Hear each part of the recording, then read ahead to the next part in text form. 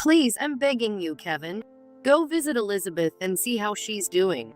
Would you quiet down? I'm at a crucial point where I might actually become the manager. If this messes up my chance for promotion, what are you going to do about it? We could be stuck living like this forever. I don't mind that at all. I was planning to start working part-time anyway, and that would let me think about what's next for Elizabeth. But Kevin just kept saying, "You don't understand anything." My sister-in-law, Sarah, then said to me, "Emily, doesn't that sound a bit off?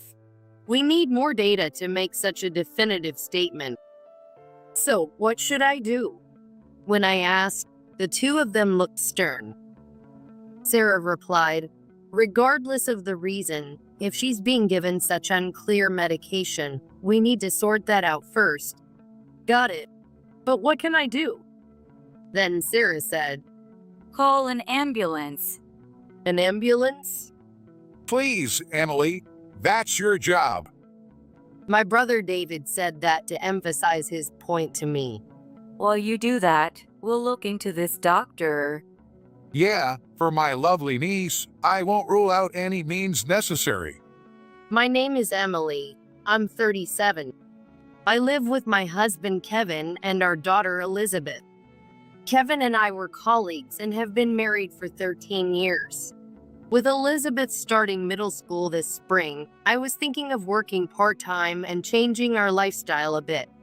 We thought we were living fairly peaceful days. Yes, up until very recently. Mom, my leg hurts. One day during the spring break, Elizabeth came back from outside and suddenly said that, "My goodness, what happened? Where does it hurt?" My knee feels dull, heavy, and sore inside. It's unusual for this normally stoic girl to say something like this. That meant we had to see a doctor, so we went to our local doctor at Smith Clinic. We've been going to Smith Clinic since we moved here after getting married, cared for by the previous doctor, Louis. Now, his daughter, Mary, has taken over and is looking after the health of our town. Our family is one of those she looks after. When Mary saw Elizabeth's condition, her expression turned grim. "Is something wrong?" She suggested, "Let's take an X-ray." Elizabeth looked at me anxiously. "It's okay," I reassured her as I sent her off. But Mary told us the result with this serious face. "This isn't good." "What do you mean by isn't good?" Let's talk about that later. But, as I tilted my head, Dr. Mary firmly stated, she needs to be hospitalized for a while. She said it outright. And when Elizabeth was admitted, I was the only one called in, and she clearly stated, Elizabeth has osteosarcoma. This is a type of childhood cancer. Osteosarcoma, childhood cancer. Both words chilled me to the bone. I remember reading about osteosarcoma in a comic once where the main character suffered from it. I hesitantly asked, "Could this possibly mean, that she might have to have her leg amputated or something like that?" In the comic, that's what the protagonist was told. No, I don't think it's that severe, but if we leave it untreated, it could get really bad. So let's start the treatment early. I could only trust Mary with her words. Once the word treatment was mentioned, there was nothing more I could say. And Kevin felt the same. When I first told Kevin about Elizabeth's illness, he said to me, "Well, that's tough. But don't worry, just leave it to Mary." And then he went to bed early, as he had another busy day the next day. Honestly, our relationship as a couple isn't great. I often convince myself that maybe this is normal for most families. We've been married for 13 years. Since Elizabeth was born, I've been more of a mother than a wife, and I'm aware that Kevin doesn't really see me as a woman anymore. My gaining weight is probably one of the reasons. But that's something beyond my control. Now, we're more like a family that happens to have a child named Elizabeth than a couple. Still, when I heard our daughter was being hospitalized, I thought he could at least be a bit surprised or worried and show some appropriate reaction as a father. Meanwhile, Elizabeth was sad she couldn't attend the middle school entrance ceremony. Mom, how long do I need to stay in the hospital? I could only respond with, "Well, it might take a while." Honestly, that's all I can say. It's so boring. I was looking forward to starting middle school, making new friends, and all that. Hearing that really hurt me. Elizabeth was looking forward to joining a sports club and enjoying her middle school life. Yet, her middle school life stumbled right from the start. By the way, Mom, What is it? Dad hardly ever comes to visit, does he? I can't even see my friends, and the only people I meet all day are you and Mary. It's so boring. Elizabeth looked lonely as she said that. Indeed, that's true. Recently, she hasn't been able to meet anyone. If that's the case, we should let her friends visit her in the hospital, but they won't allow it. It's a critical time, they say, giving her therapeutic IVs and urging her to rest as much as possible, though not absolute rest. Is it really such a critical time? I wondered, but as a layperson, I wouldn't know. I kept asking Kevin, "Please, could you visit Elizabeth? She needs you." But the answer I get was this. Sorry, but I'm really busy right now. I don't have time to deal with you. It's not about me. It's about Elizabeth. I argue back. If it were about me, maybe it would be okay to ignore it. But can you really just ignore your own daughter? Would you quiet down?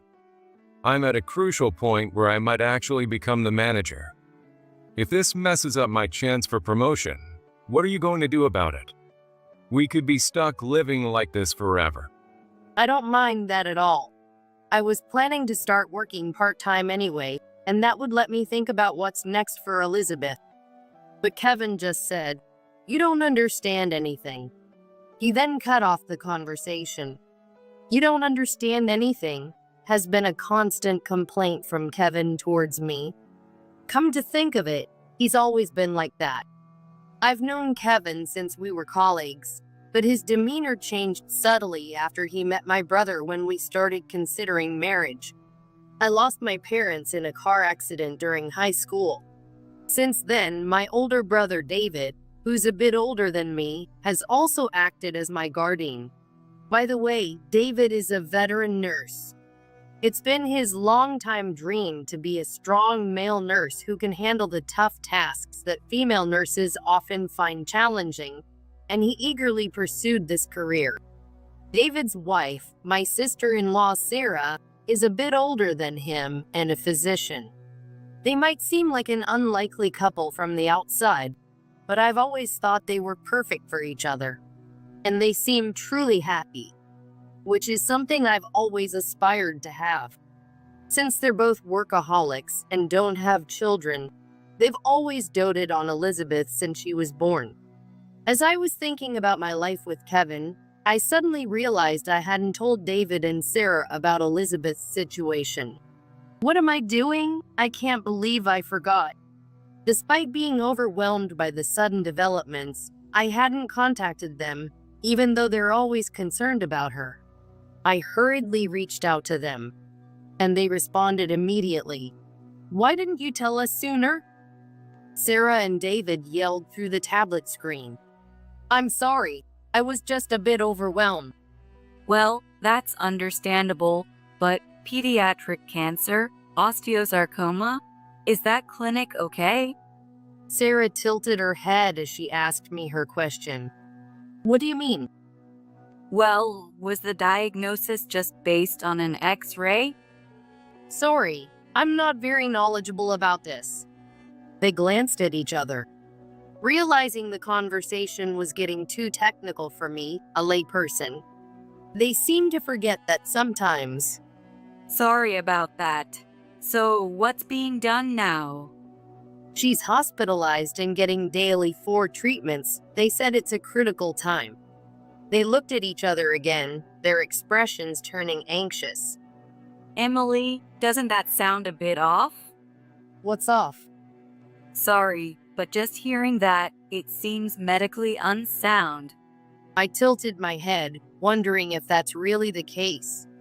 Basing a diagnosis of pediatric cancer or osteosarcoma on just an X-ray is odd. What about blood tests, CT scans? You need various data to make such a diagnosis. Yeah, my brother chimed in. And to hospitalize her immediately for that treatment? That seems way off to me too. So, what should we do? I asked, and David's face turned stern. You need to stop that treatment right away. Right. You can't administer the right medication without a proper diagnosis. It's odd to do anything based on that alone. I realized they might be right. And if it really is pediatric cancer, thinking of treating it at your local clinic is just ridiculous. It made sense when they put it that way. There are quite a few general hospitals around here, right? Ours is one of them, but if they're classified as a pediatric hospital, they have to give appropriate treatment. So I think they have to take the baby to a general hospital first, rather than just treating them at the clinic. Ah, that's right. Yes, that really is true. What was I thinking? It was the same when Elizabeth was born. We had to transport her to a major hospital because Smith Clinic wasn't equipped to handle it, following Lewis's advice. Thanks to that, both Elizabeth and I were saved. It's shameful that I had forgotten such a thing. So, what should I do? Whatever the reason, if they're giving her some unclear medication, we need to sort that out first. I understand. But what can I do? What can I possibly do? Then Sarah said, Call an ambulance. An ambulance? Even from a small clinic like ours, it's common to send an ambulance to a major hospital if they can't handle it. Please, Emily, that's your role. David urged me. In the meantime, we'll investigate this doctor. The word investigate made me pause. What does that mean? Right. For our dear niece, we won't choose our means. She's like a daughter to us. How can we not help in such a situation? Hearing this from David and Sarah, tears rolled down my cheeks unexpectedly. I'm sorry. Thank you so much. It's okay. By the way, how is Kevin doing? I tilted my head at Sarah's words. Well, his own daughter is going through a crisis, and he isn't doing anything? Well, Kevin is at a critical point where he might become a manager, and he's overwhelmed. He hasn't even come to the hospital. The two exchanged looks, seeming to come to an understanding. Anyway, you need to call 911 to get Elizabeth transferred to our hospital. Understood. And I hurried to Smith Clinic and went to Elizabeth's room. But when I opened the door, I was confronted with the sight of Elizabeth looking utterly exhausted. What happened? As I reached for the nurse call button, I remembered our earlier conversation. Right, 911. I called from the hospital. Excuse me, this is Smith Clinic, but something is wrong with my daughter. There was confusion on the other side of the phone, wondering why I was calling from the clinic itself. Please, I beg you. Please, please. My desperate repetition seemed to convey the urgency. The ambulance arrived shortly after, and just as it arrived, another car pulled up. It was Sarah's. From the hospital window, I saw the ambulance pull up to the front of Smith Clinic, its sirens fading. Paramedics emerged from the ambulance. I waved frantically from the window. Over here! Over here! Responding to my signal, the paramedics started towards the hospital. What is this? What in the world? A nurse from the clinic rushed out. Following her, Sarah, still in her lab coat, hurried towards us. It's an emergency. She rushed into a room as she said that. Sarah, it's Elizabeth. Emily, how's Elizabeth? Sarah immediately went to Elizabeth's side, and upon seeing the forebag, her face filled with shock. She quickly removed the injection needle from Elizabeth's arm, checked her pulse, eyes, and various other signs, and briefly explained the situation to the paramedics. Understood. This is serious. We need to hurry. The paramedics nodded and placed Elizabeth on the stretcher. Then, hearing the commotion, Mary rushed into the room. What are you doing? Why is there an ambulance here? And why Elizabeth? Who are you? How can you do this without my consent, her primary physician? Mary blurted those words out all at once, and then glared sharply at both me and Sarah. Not to be outdone, Sarah glared back at her and declared, I am this woman's, Emily's, sister-in-law and Elizabeth's aunt. I am also a doctor at Central Hospital. At these words, Mary visibly shook. The symptoms Elizabeth is showing now are clearly due to an overdose from this drip. What were you thinking administering such a thing? Mary's complexion changed upon seeing the bag in Sarah's hand. What's going on here? I asked Sarah about it. Well, the fact that Elizabeth is showing these symptoms now gives us a pretty good idea. Let's head to Central Hospital right away. Yes. And you? Sarah pointed sharply at Mary. I have some serious questions for you later. Be prepared. You've put my niece in this condition. We could hear Mary clicking her tongue. It was the first time I had seen her show such an attitude. Sarah urged, let's go quickly. And so I quickly moved to leave the place with everyone. But as I passed by Mary, I definitely heard her mutter, All this support, yet you can't do anything yourself. It was a low, resentful voice. She thought that about me. Let's go. Urged by Sarah, I boarded the ambulance. Soon after arriving at the emergency department of Central Hospital, Elizabeth was immediately treated, and her lethargic state quickly improved. Why was she given such a large dose of this? Both the paramedics and the doctors were astonished upon seeing the bag that had been brought in. It was a fluid used during treatment, but not meant to be administered all day long. Admitted right away and continuously given this? So she wasn't hospitalized to get better, but to get worse. Such direct expressions of astonishment came from the mouths of the surrounding doctors, and I was surprised. Hey, so Mary did that. But why? She's supposed to look after Elizabeth.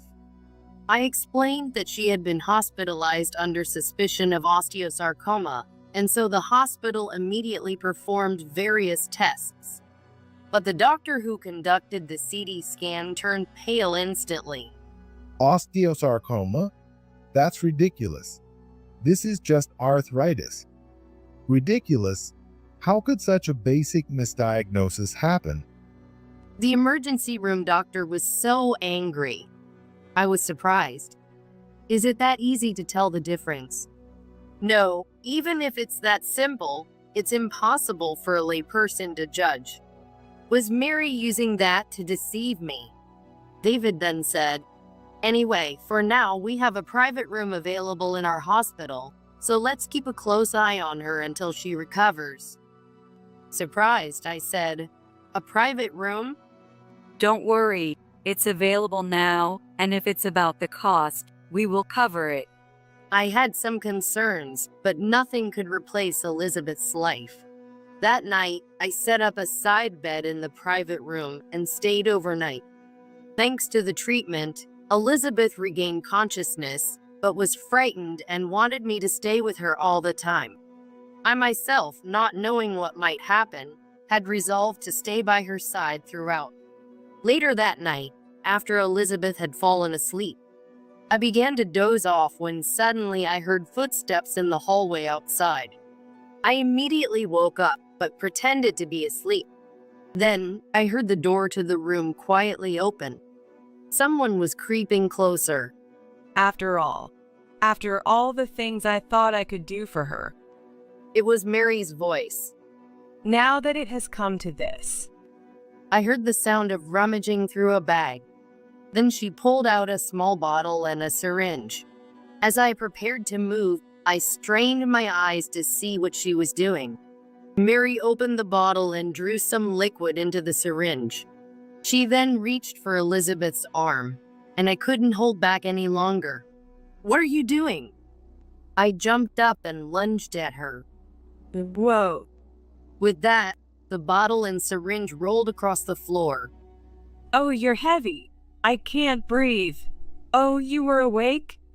It's not about whether I was awake. Get off, you're too heavy.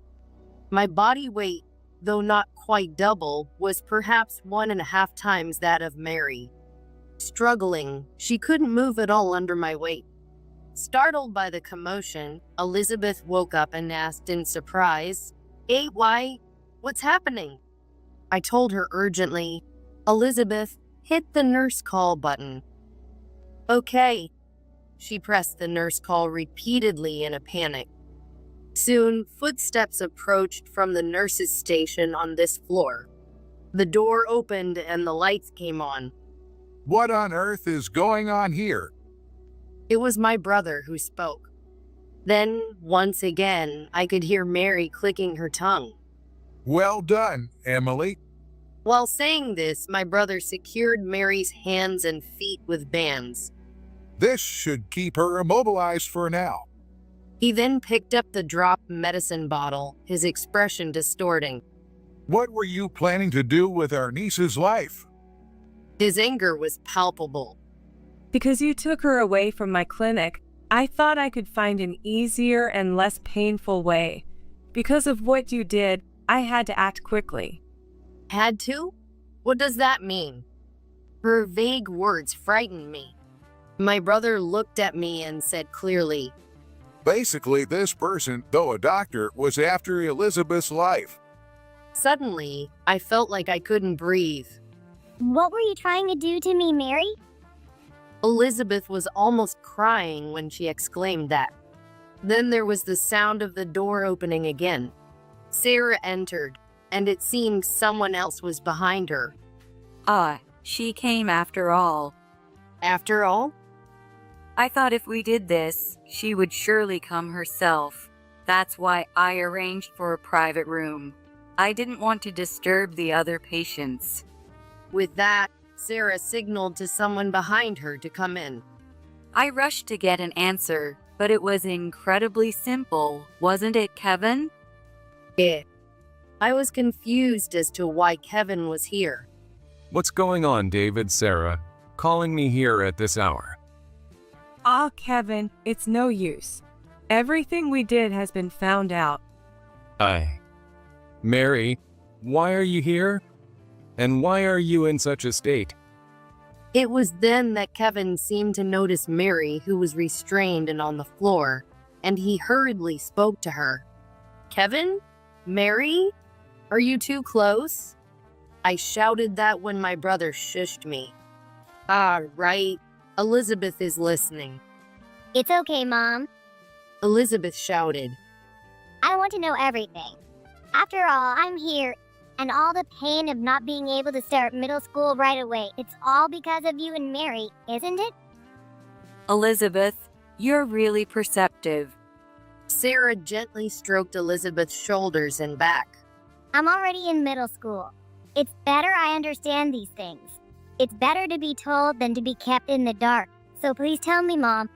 I was at a loss and frustrated with myself for being so helpless. Sarah then confronted Mary with the medication she had picked up. This is a muscle relaxant you brought, isn't it? If you had injected this concentration directly, it's obvious what would happen to this child. Sarah's hands were gloved, surely to preserve evidence. Your ride is here. Then more visitors arrived in the room. It was really good that the room was spacious. The visitors, showing their police badges to Kevin and Mary, declared firmly, I'm from the county police department. Dr. Mary, you are under arrest for the current offenses. Kevin, as an accomplice, you will accompany us. Kevin reflexively tried to flee upon hearing this. Hold on. You're not getting away. David's strong hands grabbed Kevin's shoulder. I've been acting as Emily's guardian since our parents died, thinking you would bring happiness to our family. But what is this? Your own child. While holding back his shouting, Sarah invited another person in. Well, it was really urgent, so we had to bring in a number of people quickly. But thanks to that, we figured it out. This man has been embezzling money from the company. Embezzlement?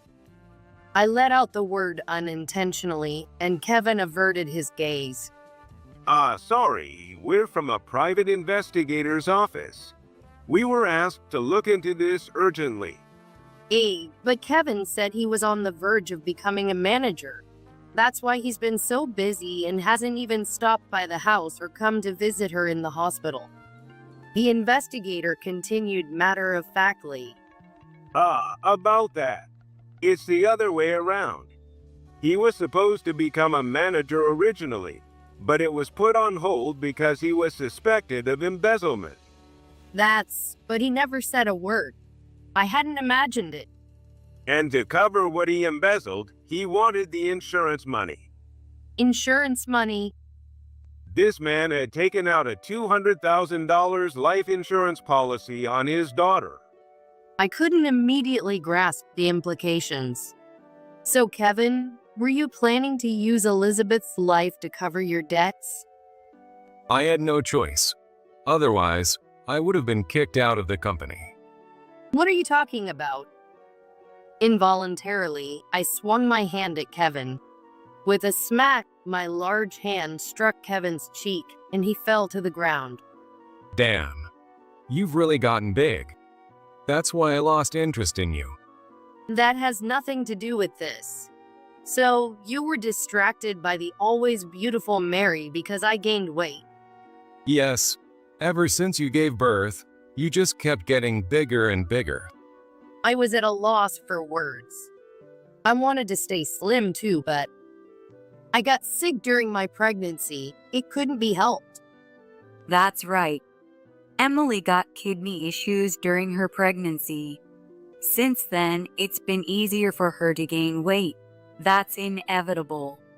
Sarah added supportively. That's one thing. But it was during that time that Mary comforted me. The officers present sighed in response. Forget it.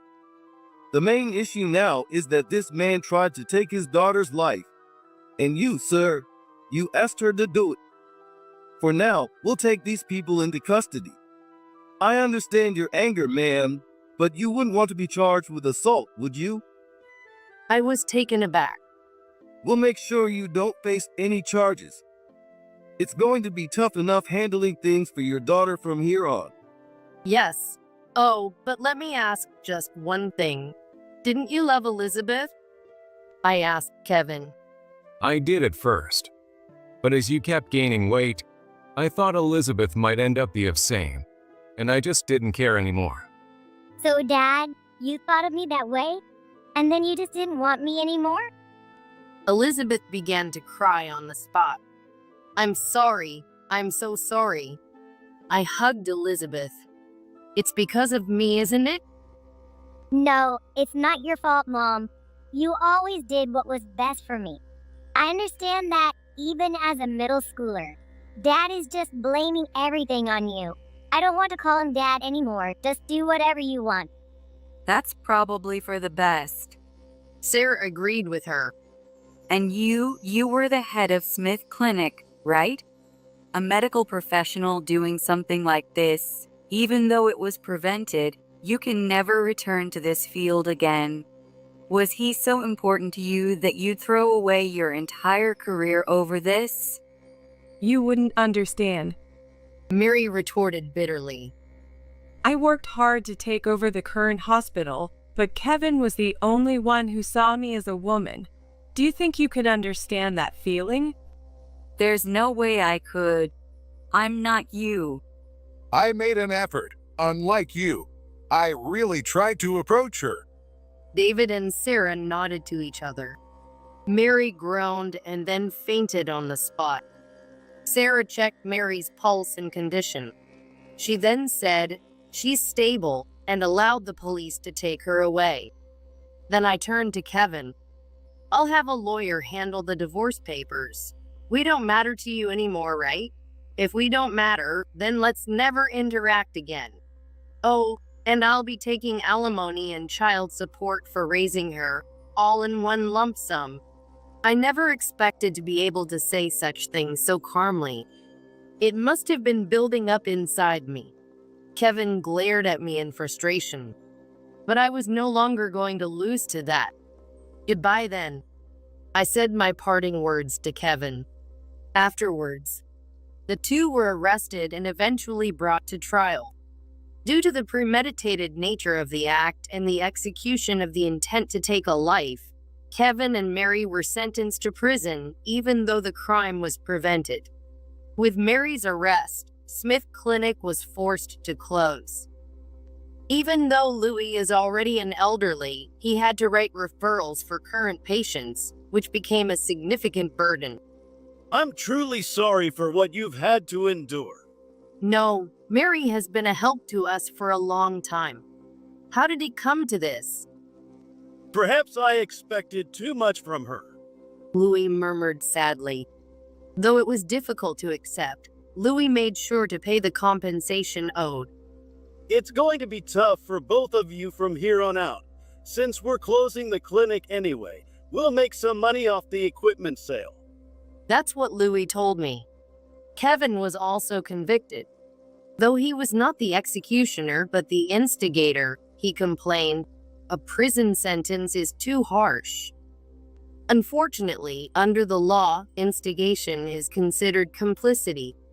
He received a prison sentence.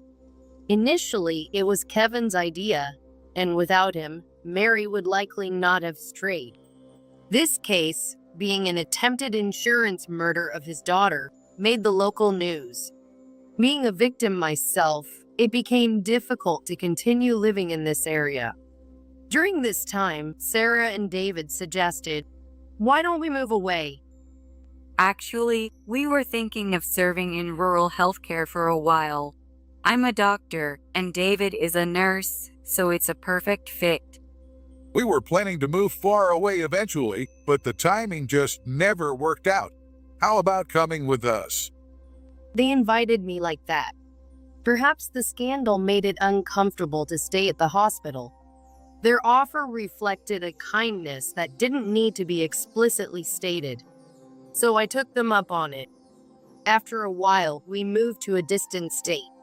Though it was a rural area, a shopping mall was just an hour's drive away. It turned out that this area had been without a successor to the local clinic, and there was no doctor for a while. Having a reliable place in town was significant, especially since not everyone can drive, particularly in areas with many elderly people. The loss of Smith Clinic, where Mary worked, was a significant blow to the community. Once my brother and his wife settled into the new clinic, I was hired to manage the office. Initially, they couldn't offer much salary due to my lack of experience, but that was fine. Having any job was a blessing, given my plans to start part-time work. With the addition of alimony and child support, I could comfortably raise my daughter. Elizabeth's health also returned, and she grew taller rapidly. It seems the arthritis was related to growing pains. How they exploited that. Now she's thriving in the sports clubs of this sparsely populated area. With my new family, I hope for a peaceful life ahead. I only prepared enough food for our family. What does that even mean? Marissa's words left me and Kenny in shock. We were invited to our grandchild's 3rd birthday party. So why was there a dollar coin on our seats? Why is there a dollar here? When I asked, Marissa gave a mean smile. Buy whatever you want with that. In that moment, we understood everything. It was clear this was her way of mocking us. Her smug look said it all, but we stayed silent. We won't stay silent any longer. No more financial support. My husband and I were on the same page. My name is Linda. I'm a full-time housewife in my late 40s. My husband, Kenny, is the same age, and we got married in our 20s. Kenny works as a pilot, and he's a captain now.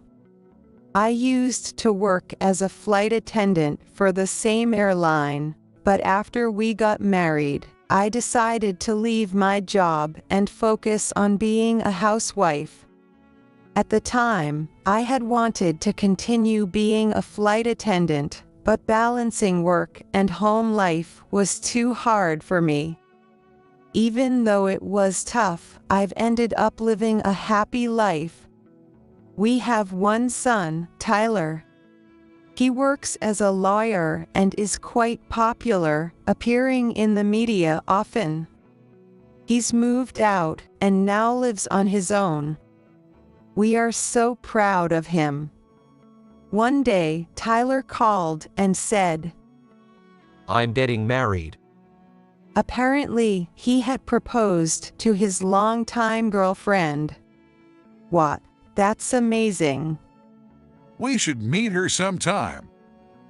Kenny and I were so excited, we couldn't help but cheer. Tyler was laughing on the other end of the phone too. He told us he'd talked to his fiancée, and they were planning a family lunch for us to meet. We happily agreed, and the plan was set for the next weekend at a chic cafe Tyler had reserved. I figured bringing her straight to the house might be too much for a first meeting. Kenny said, and I agreed.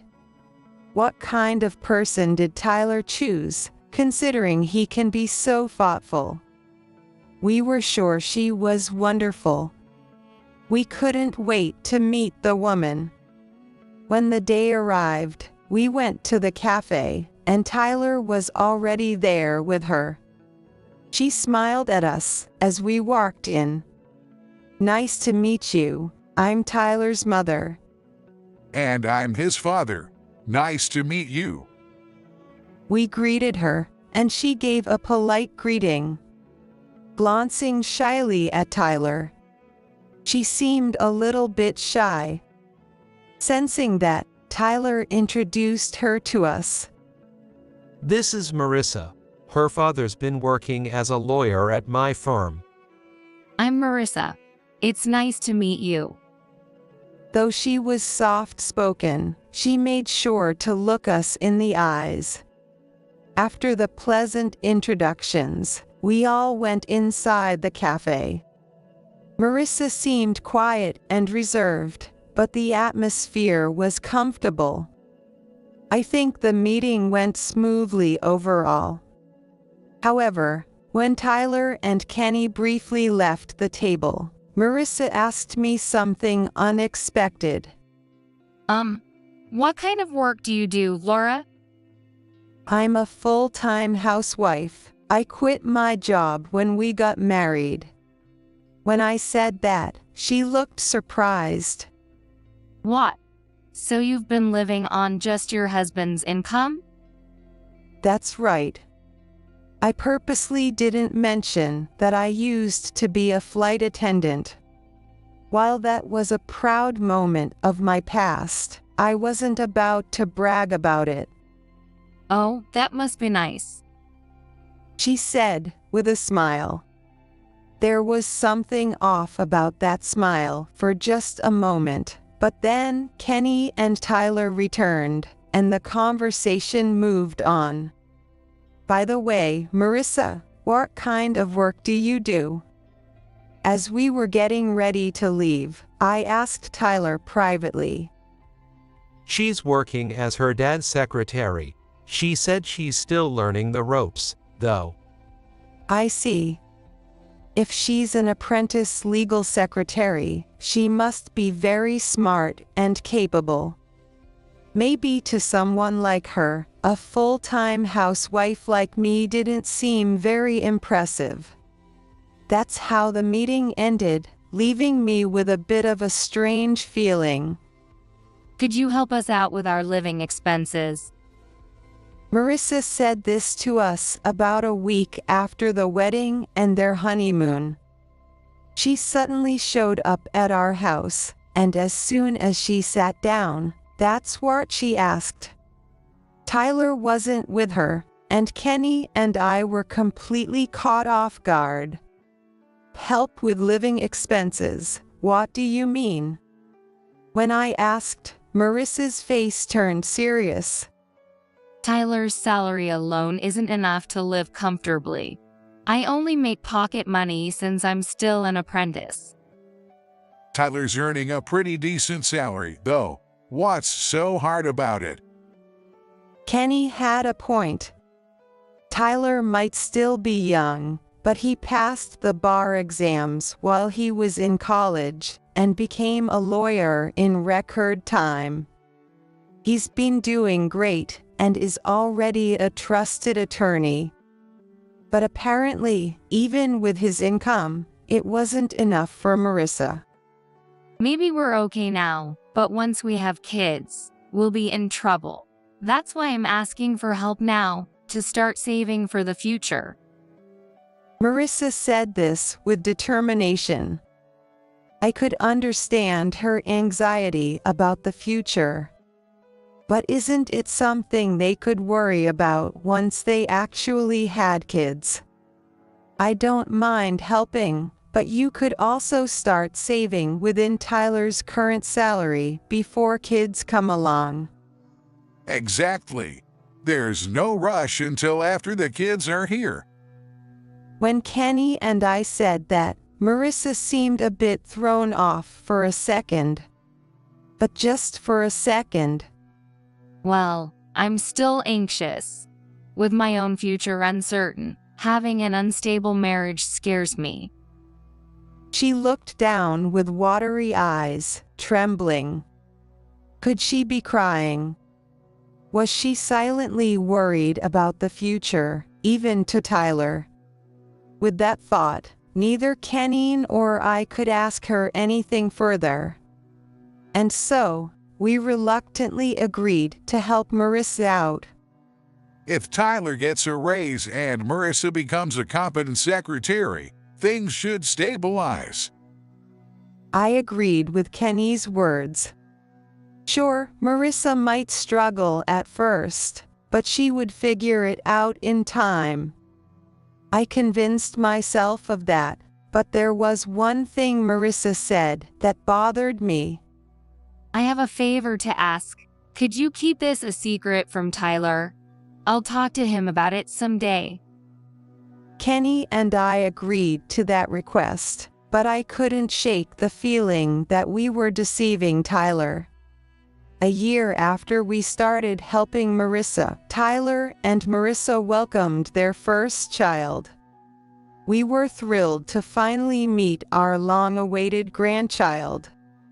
But then, a problem arose. While Marissa called her parents to the hospital, she said she didn't want us to come. Sorry, she's not feeling well and needs some space.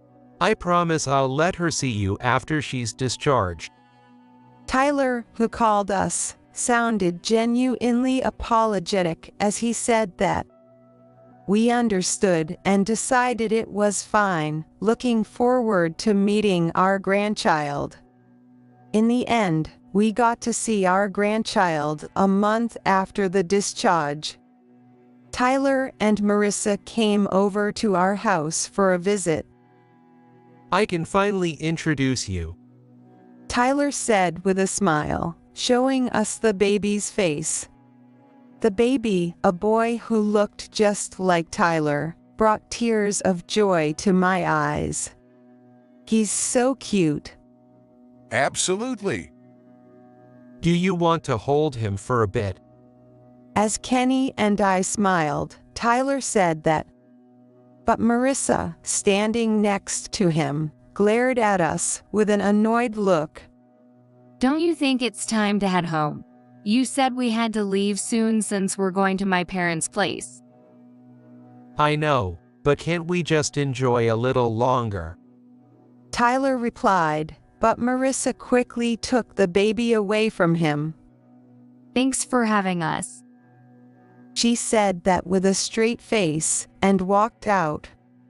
It hadn't even been 10 minutes since they arrived.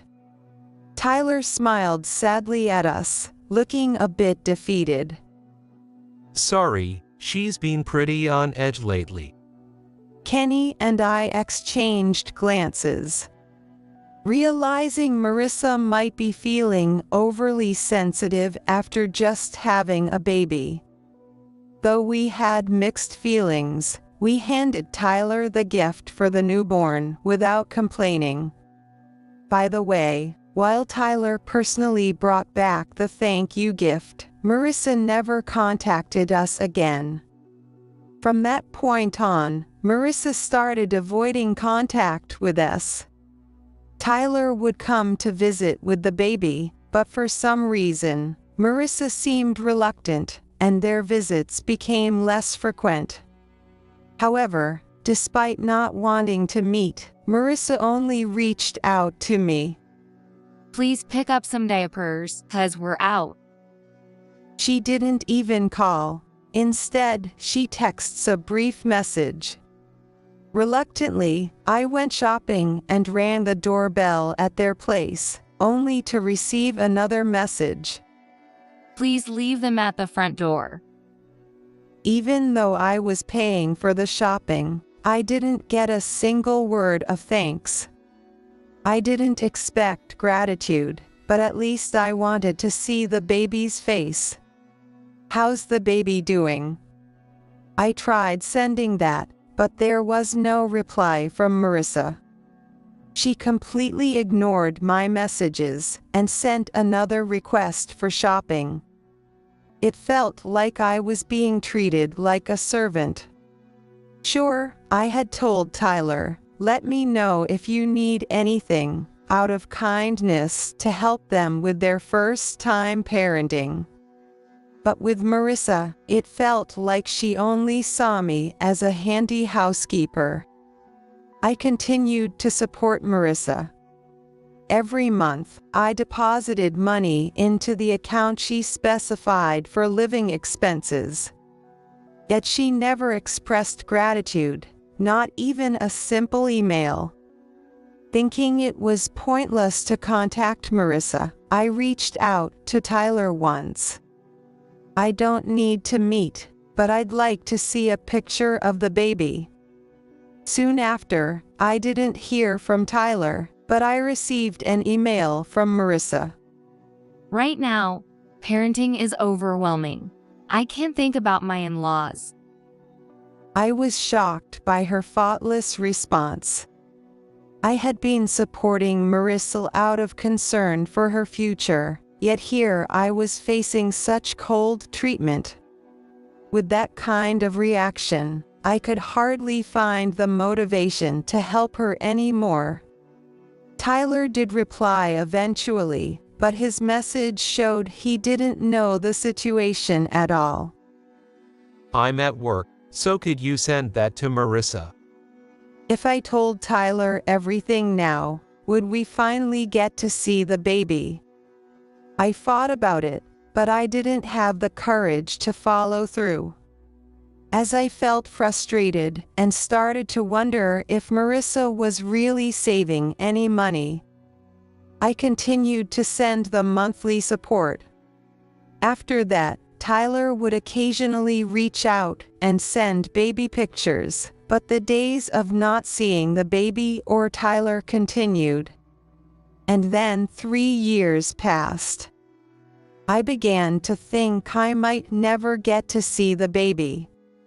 Kenny and I had half given up, but one day I received a call from Tyler. Marissa suggested we invite both sets of parents for a meal to celebrate our kid's birthday. Are you and Mom free? We were surprised by Tyler's unexpected words. We never imagined Marissa would invite us. Kenny and I were genuinely happy. Of course, we'd love to join. It's been 3 years since I last saw the baby, so our grandson must be 3 years old now. It feels like he's grown up so fast, but I would be happy if we could celebrate together. What should I bring for the celebration? Should I buy a popular toy? I need to check with Tyler too. The two of us were excitedly planning for the day. Then came the day of the birthday party. My husband and I arrived at Tyler and Marissa's house as planned. With my heart racing, I pressed the doorbell. It's open, so please come in. I heard Marissa's voice, so I opened the front door. I had an idea of what to expect, but Marissa was not there to greet us. As we walked toward the living room, I saw Marissa leaning on the table, looking at her smartphone. Thank you for having us. When I said that, Marissa slowly looked up and smiled brightly. Thank you for coming. Your seats are over here. However, at the designated seats, there were no dishes or glasses set up, let alone any food. While there were plenty of those items at the table for the grandson and Tyler, had they forgotten to prepare for us? Since Marissa showed no sign of moving, I took off my jacket and stood up. Marissa, can I help you with the cooking? Huh, that's fine. It's already done. We just need to serve it. Without even looking at me, Marissa waved her hand dismissively. At that moment, my husband and I finally noticed something odd. The house was unusually quiet. Tyler wasn't there, and I couldn't hear the grandson at all. We exchanged glances in surprise. Marissa, where are Tyler and your son? They're at the park right now. They might not be back for another 30 minutes. I couldn't believe what Marissa was saying. She had to know we were coming today. After all, it was Tyler who called to invite us. Why aren't they home? It's already past the time we agreed on. I couldn't help but ask, and Marissa responded with a creepy smile. I asked you to come earlier than planned. I wanted to have a proper talk with you. A talk? I nervously asked, not understanding her true intentions. Well, since it's you guys, I knew you wouldn't notice. I only prepared enough food for our family. Marissa said that with a mocking tone. My husband and I couldn't hide our shock. What does that mean? Before I could ask again, my husband grabbed my arm. Then he pointed to the table. At the end of where Kenny was pointing, 4 quarters were left lying carelessly. And it was on the seat that was assigned to us. Why are there quarters here? When I asked, Marissa shot me a nasty smile. If you want to eat so badly together, just use them to buy whatever you like. The moment we saw her expression, we understood everything. This had to be Marissa's way of messing with us. I couldn't help but glare at Marissa's smug face. So, does this mean we're not family? Of course, you're just Tyler's parents, and to me, you're complete strangers with no blood connection. Kenny and I listened in silence. I felt an anger and sadness I had never experienced before, but more than that, I felt an overwhelming sense of emptiness. Even though I hadn't seen Tyler and the grandson in a while, I had thought it was okay as long as the whole family was healthy. But after being treated like this by Marissa, I could no longer maintain such a calm mindset. Our hearts were not so big that we could just stay quiet. It's time to stop the financial support. So, we can stop the financial support now, right? When Kenny confirmed this, Marissa glared at us. Stop the financial support? That goes against our agreement. But if you're saying we're not family, I can't send money to a stranger. I think it's better if we just don't involve ourselves with each other. When I retorted, Marissa clicked her tongue in annoyance. Kenny is one thing, but Linda, you're just a stay-at-home mom, right?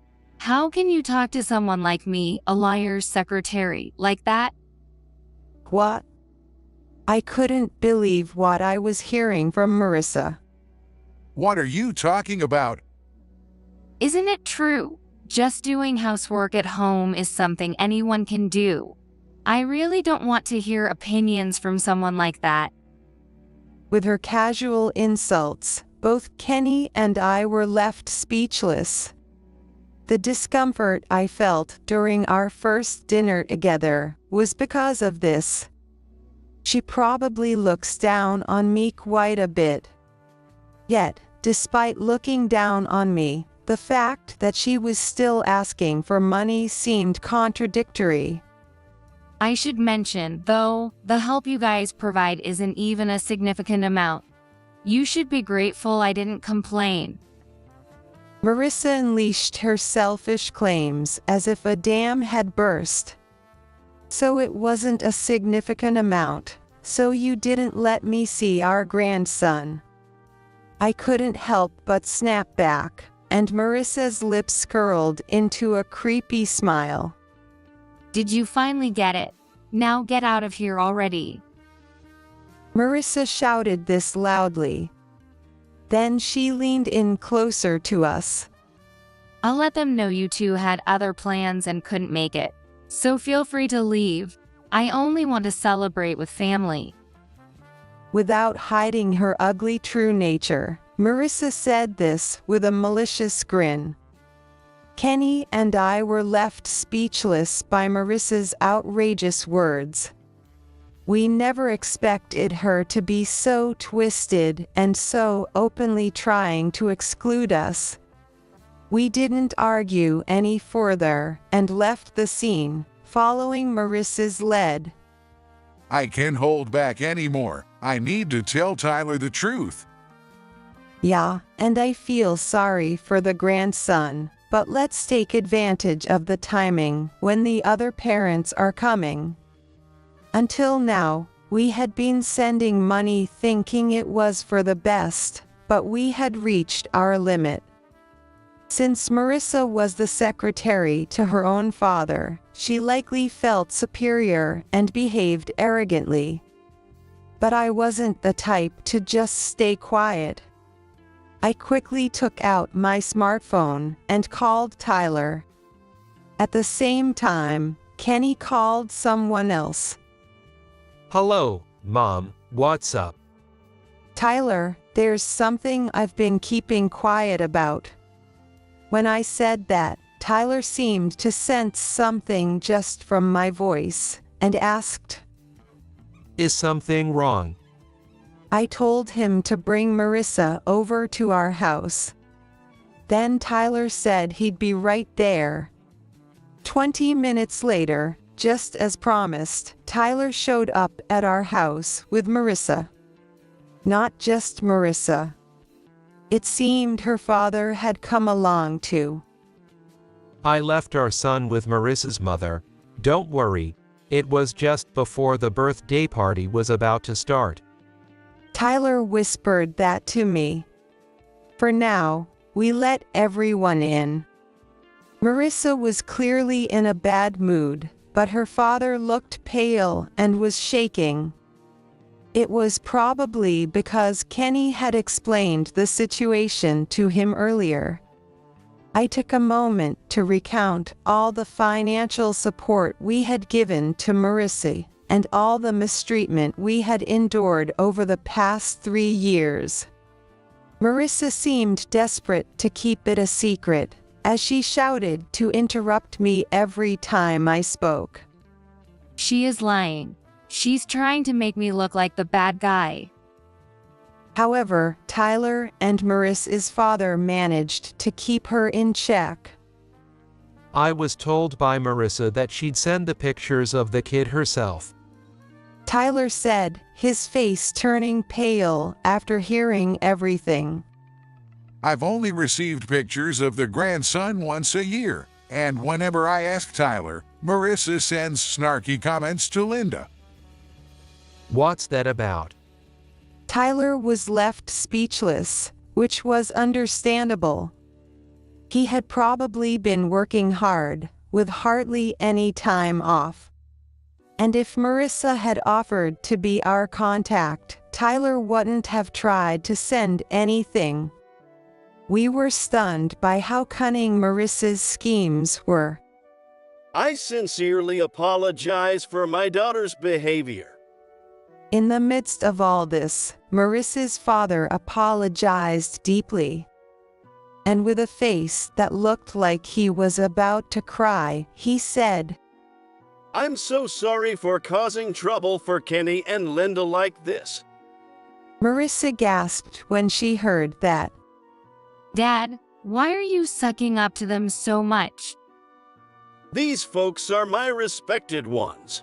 You should apologize too. Marissa's father said this while pushing down Marissa's head, urging her to apologize. Why do I have to apologize? Linda is just a stay-at-home mom, and there's nothing respectable about that. What are you talking about? Kenny was our ace when I was still working as a pilot, and Linda was an admirable flight attendant. They made way more money than you ever could. Upon hearing the truth from her own father, Marissa's face turned pale. Dad, were you a pilot? But for certain reasons, I gave up being a pilot and aimed to become a lawyer. Kenny is still active, but I looked up to both him and Linda. Marissa's father was a younger pilot to Kenny.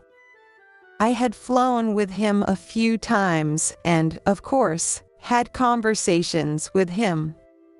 However, at the time of Tyler and Marissa's wedding, he asked us, Please don't tell my daughter that I was a pilot. The reason was probably related to why he had quit being a pilot. He had gotten sick just a year after becoming a pilot and ended up resigning. His health issues were symptoms of severe stress-induced stomach pain, and it was determined that continuing as a pilot would be difficult. However, he didn't give up and studied hard to become a lawyer, successfully achieving his dream. Kenny and I agreed to keep the understanding that we both knew each other's faces. I wondered if this would help Marissa understand a bit better. As I thought this and glanced at Marissa, she suddenly said, But if she was an admirable flight attendant, shouldn't she have saved up a bit more? Yet she only gave me pocket change. Could she really be saying that? I was taken aback by her words. After everything said around her, how could she still say something like that? She really seemed to only care about her own interests. As I hesitated on how to respond, Tyler spoke up. Hey, What's this about getting financial support? This is the first I'm hearing that you're getting money from my parents. When Tyler glared at Marissa, she looked down, drenched in sweat, as if realizing she had messed up. But his anger wasn't subsiding. If you're just living normally, my salary alone should be more than enough to get by, right? Tyler said with a puzzled expression. I want to save for the future. Marissa made the same excuse she had given us, but Tyler wasn't buying it. Well then, show me the bank statement right now. He reached out to Marissa, urging her to show him the bank statement. It's at home. If the savings are in a joint account, you can check the balance on your smartphone, right? How much do you have saved up now? Or do you have another account? Tyler asked with a smile. Exactly. It's in another account. Marissa easily flashed a smile in response. Well then, let's go get it together. Tyler replied clearly, still maintaining his smile. At first, she tried to dodge the issue, but realizing it was futile, she handed her smartphone over to Tyler. Where's your savings? After checking the balance, Tyler showed me the screen with a look of disbelief. Upon closer inspection, the amount displayed on the smartphone was only about $10. It seemed Marissa hadn't saved anything at all. Though she was trying to wriggle out of the situation, it was too late for any excuses. I didn't want to hear her words anymore. Since we're not family, Marissa will have to repay the full amount as a stranger. I'll send you a proper bill, so please take care of it. With a sigh, I said this, and Marissa's eyes went wide. Wait, I'm sorry. I'll make sure to treat you all as family from now on. I'll introduce you to the kid and even cook for you, so please don't say that. Enough. After everything you've done, who would want to be family with you? My wife has been tolerating this just because you were chosen by Tyler. Marissa was trying to curry favor with me and Kenny, but Kenny rejected her attempts. Promises to introduce the grandkids or provide meals held no value to me at this point.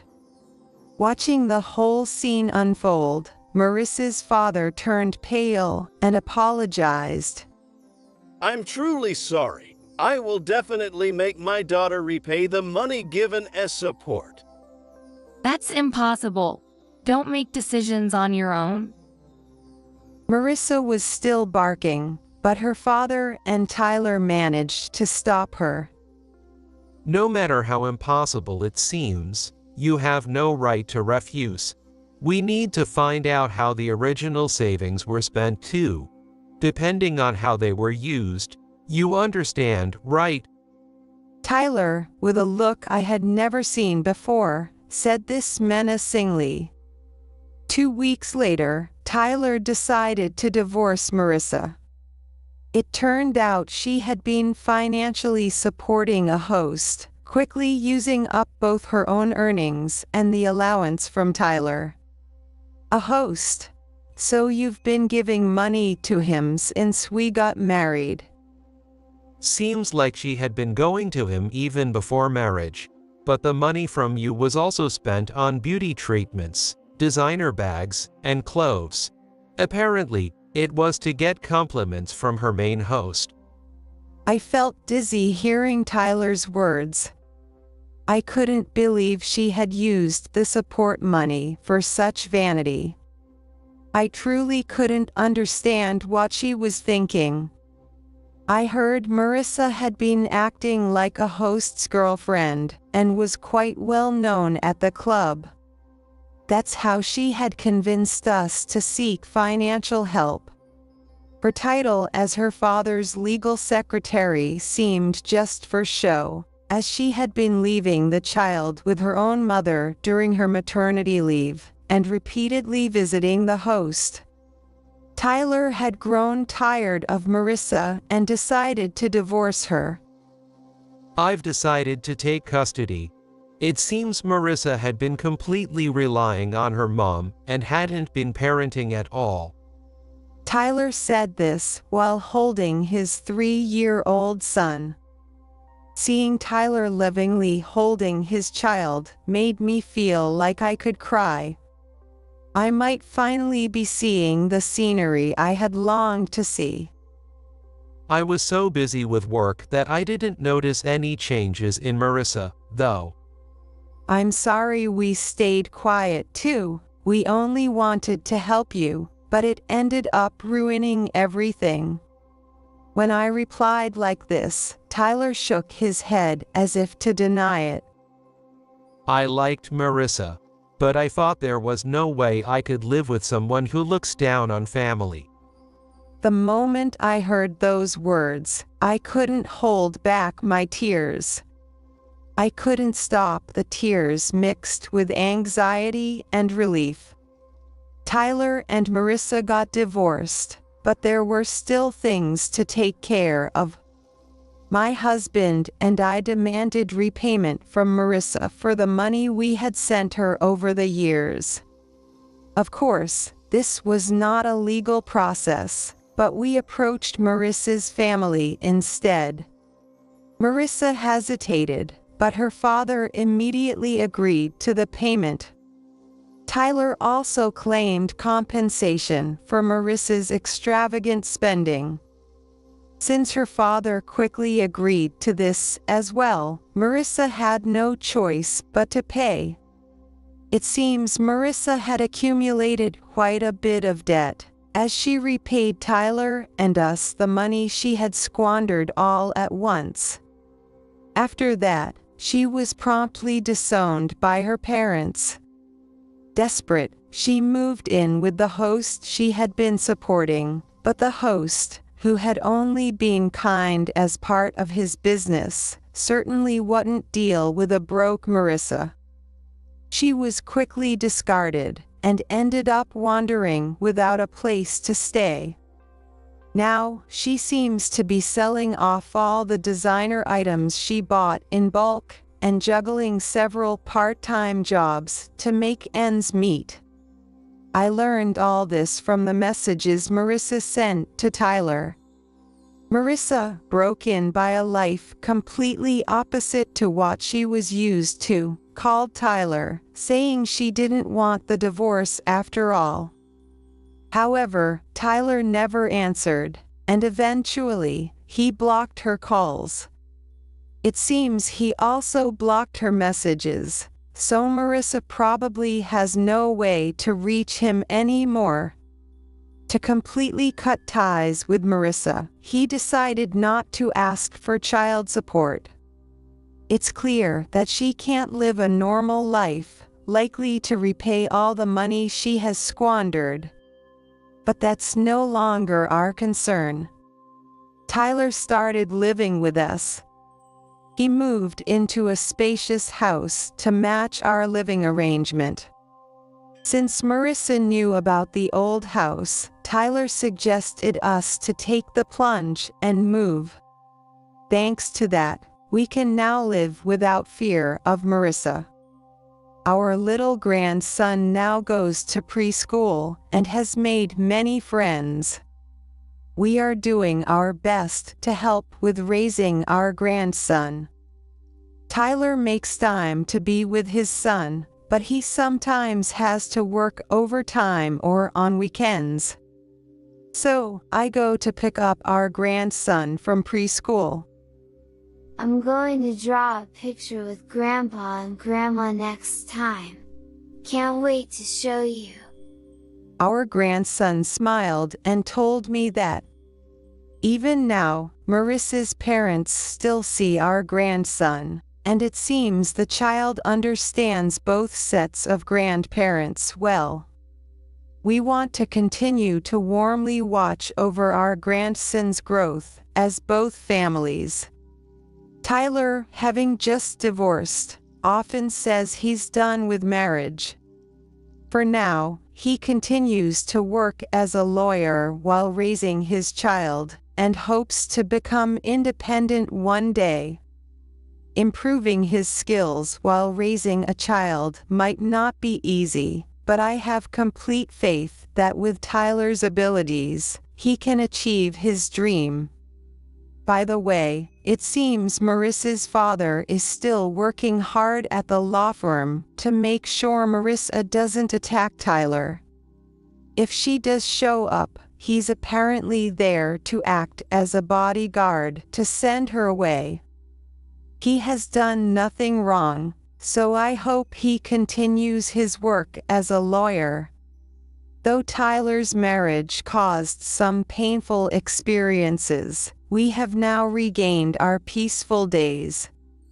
Recently, I've been thinking about working to improve my own skills. I can't let the younger folks outshine me. Thinking this way, I keep moving forward and doing my best today. John lost his job when the company went under and became unemployed. I asked my uncle to put him in his company.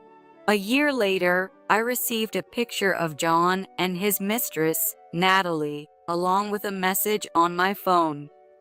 I'm John's mistress. Can't wait to live together soon. The next day, after leaving the message on read, I came home from my work to find most of our furniture gone. There was a note left on the kitchen board in John's handwriting. I've moved in with Natalie. I called John. Where are you now? Do you want me to hire you? A sickly sweet voice answered, probably Natalie. If you're okay with being my housekeeper, I can give you my address. Natalie seemed to be under a huge misconception. All right then, I guess we're getting divorced. Goodbye to my $7.80 an hour husband. Say no more. Oh, she really has no clue. Poor mistress. I told her I'd contact him once the divorce was ready, then hung up the phone. Just wait. I'll drag you from the height of happiness to the depths of despair soon. I'm Emily, a 50-year-old housewife. I work for my uncle's company. I met my husband, John, at a friend's gathering 20 years ago. I thought he was a wonderful person, and when he approached me as we were leaving, we started seeing each other after a few dates. John lost his dad in middle school, but his mom, Jane, comes from a wealthy family. He graduated from a prestigious university and works at a major company, so his attitude was always one of financial and emotional security. Perhaps because of this, John was always very attentive to me. He would meticulously prepare gifts, lavish dinners, hotels with beautiful night views, and even bouquets for anniversaries. I felt like a princess and was over the moon. When we decided to get married, I was thrilled at the thought of building our happy home with him. Little did I know I would soon regret it.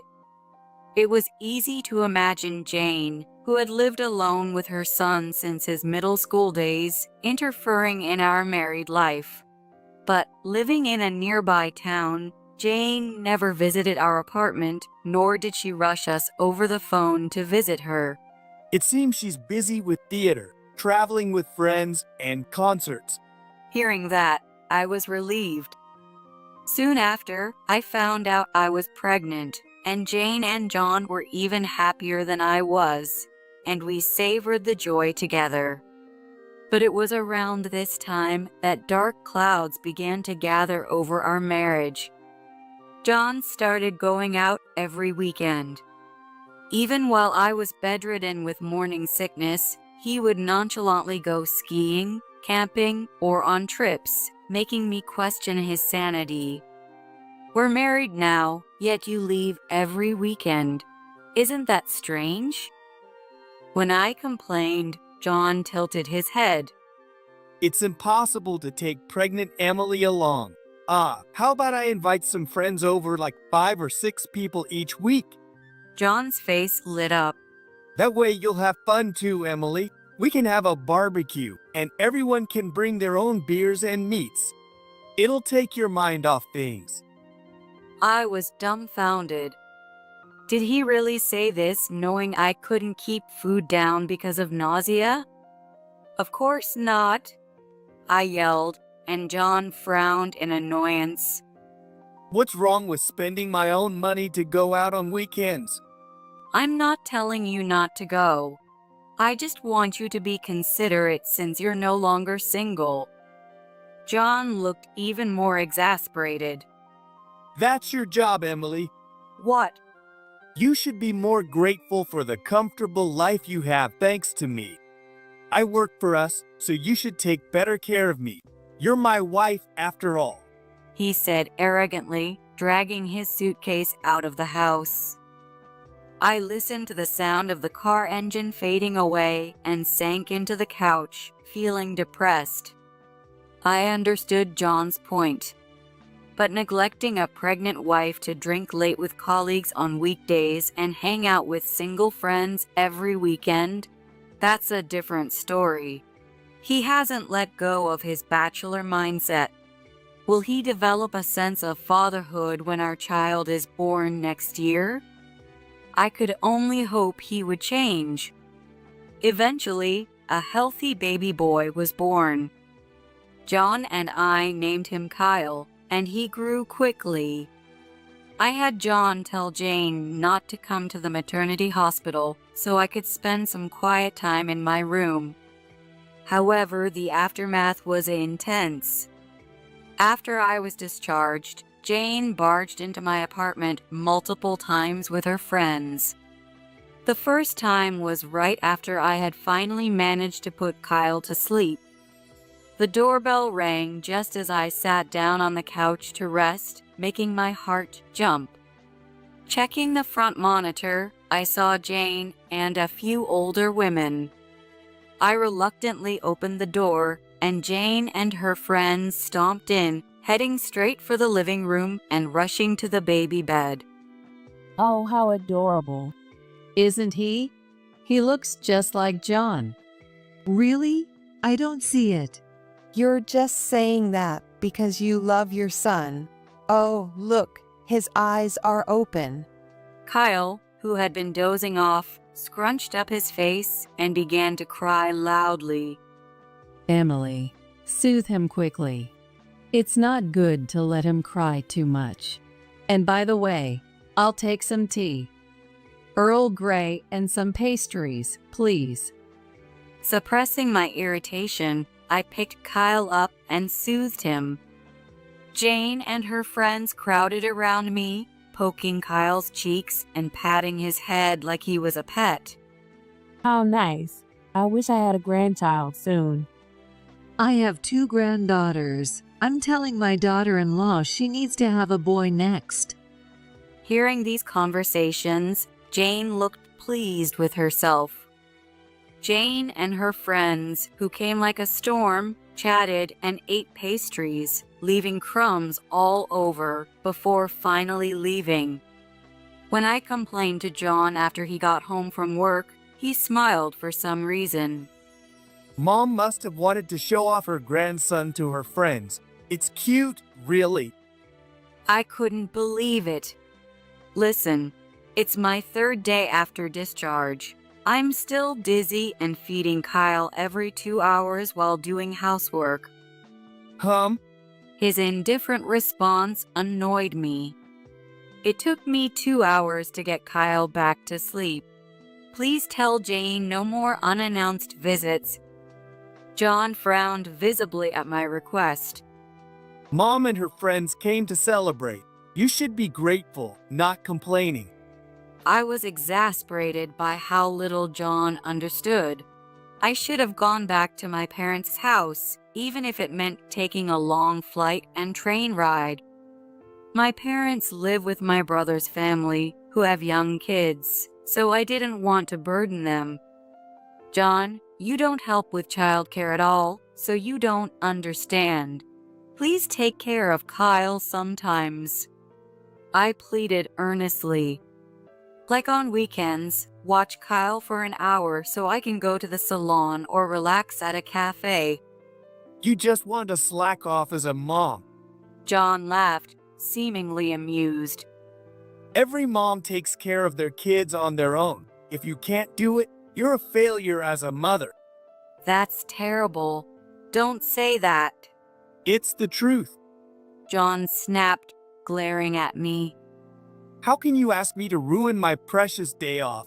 I'm the one feeding you and our kid. That should be enough. If you want to be pampered, go back to your parent house. And don't come back.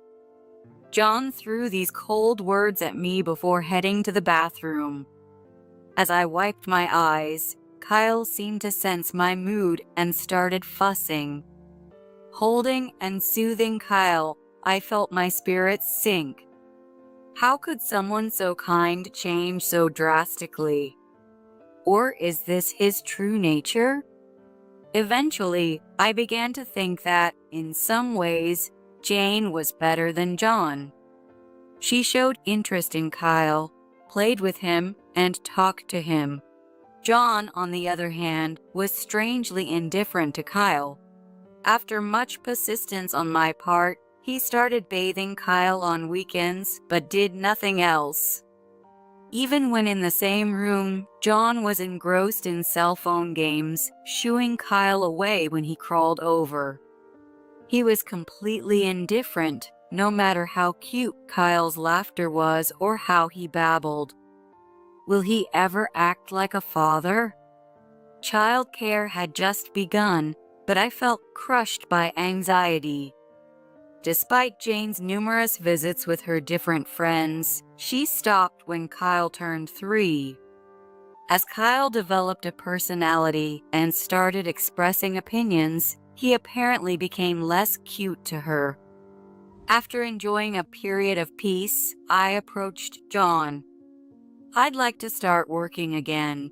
There's a vacancy at a nearby daycare. Why? My salary is enough. John's displeasure was evident. A wife should stay home and take care of her husband and kid. I almost laughed at the outdated sentiment, but kept a submissive demeanor and pleaded. I want to save for Kyle's college fund. I'll work part-time, please. Fine, but don't let the housework slip. I'm planning to work at my uncle's company. John smirked. Oh, using connections? They need a female office worker. Whatever. It's a small, unreliable company, but do your best. His mocking tone irritated me, and I pursed my lips. Your company does business with them, you know? Well, just make sure you don't cause any trouble for us. I felt enraged by his arrogant remarks, especially coming from someone who was just a mid-level manager. I decided to work hard and save money, planning to divorce him someday. Secretly holding on to that thought, I worked diligently. As Kyle grew and I could manage housework better, I transitioned to full-time employment and threw myself even more into my work. One evening, John came home and walked into the dining room looking dejected. Welcome back. What's wrong? My company is going under. What? They declared bankruptcy. I quickly checked my phone and saw news articles about John's company. Stunned, I watched John look down with a troubled expression. There had been reports of declining performance, but I never expected this. What are you going to do? I'll have to find another job. John threw his work bag on the floor, sounding defeated. Panic began to set in. While we could manage on my salary, saving would be difficult. For now, I would have to dip into the secret divorce fund I had been saving and use it for Kyle's college fund. Even though John was bossy at home, he provided enough for our living expenses. So losing his income was a huge blow.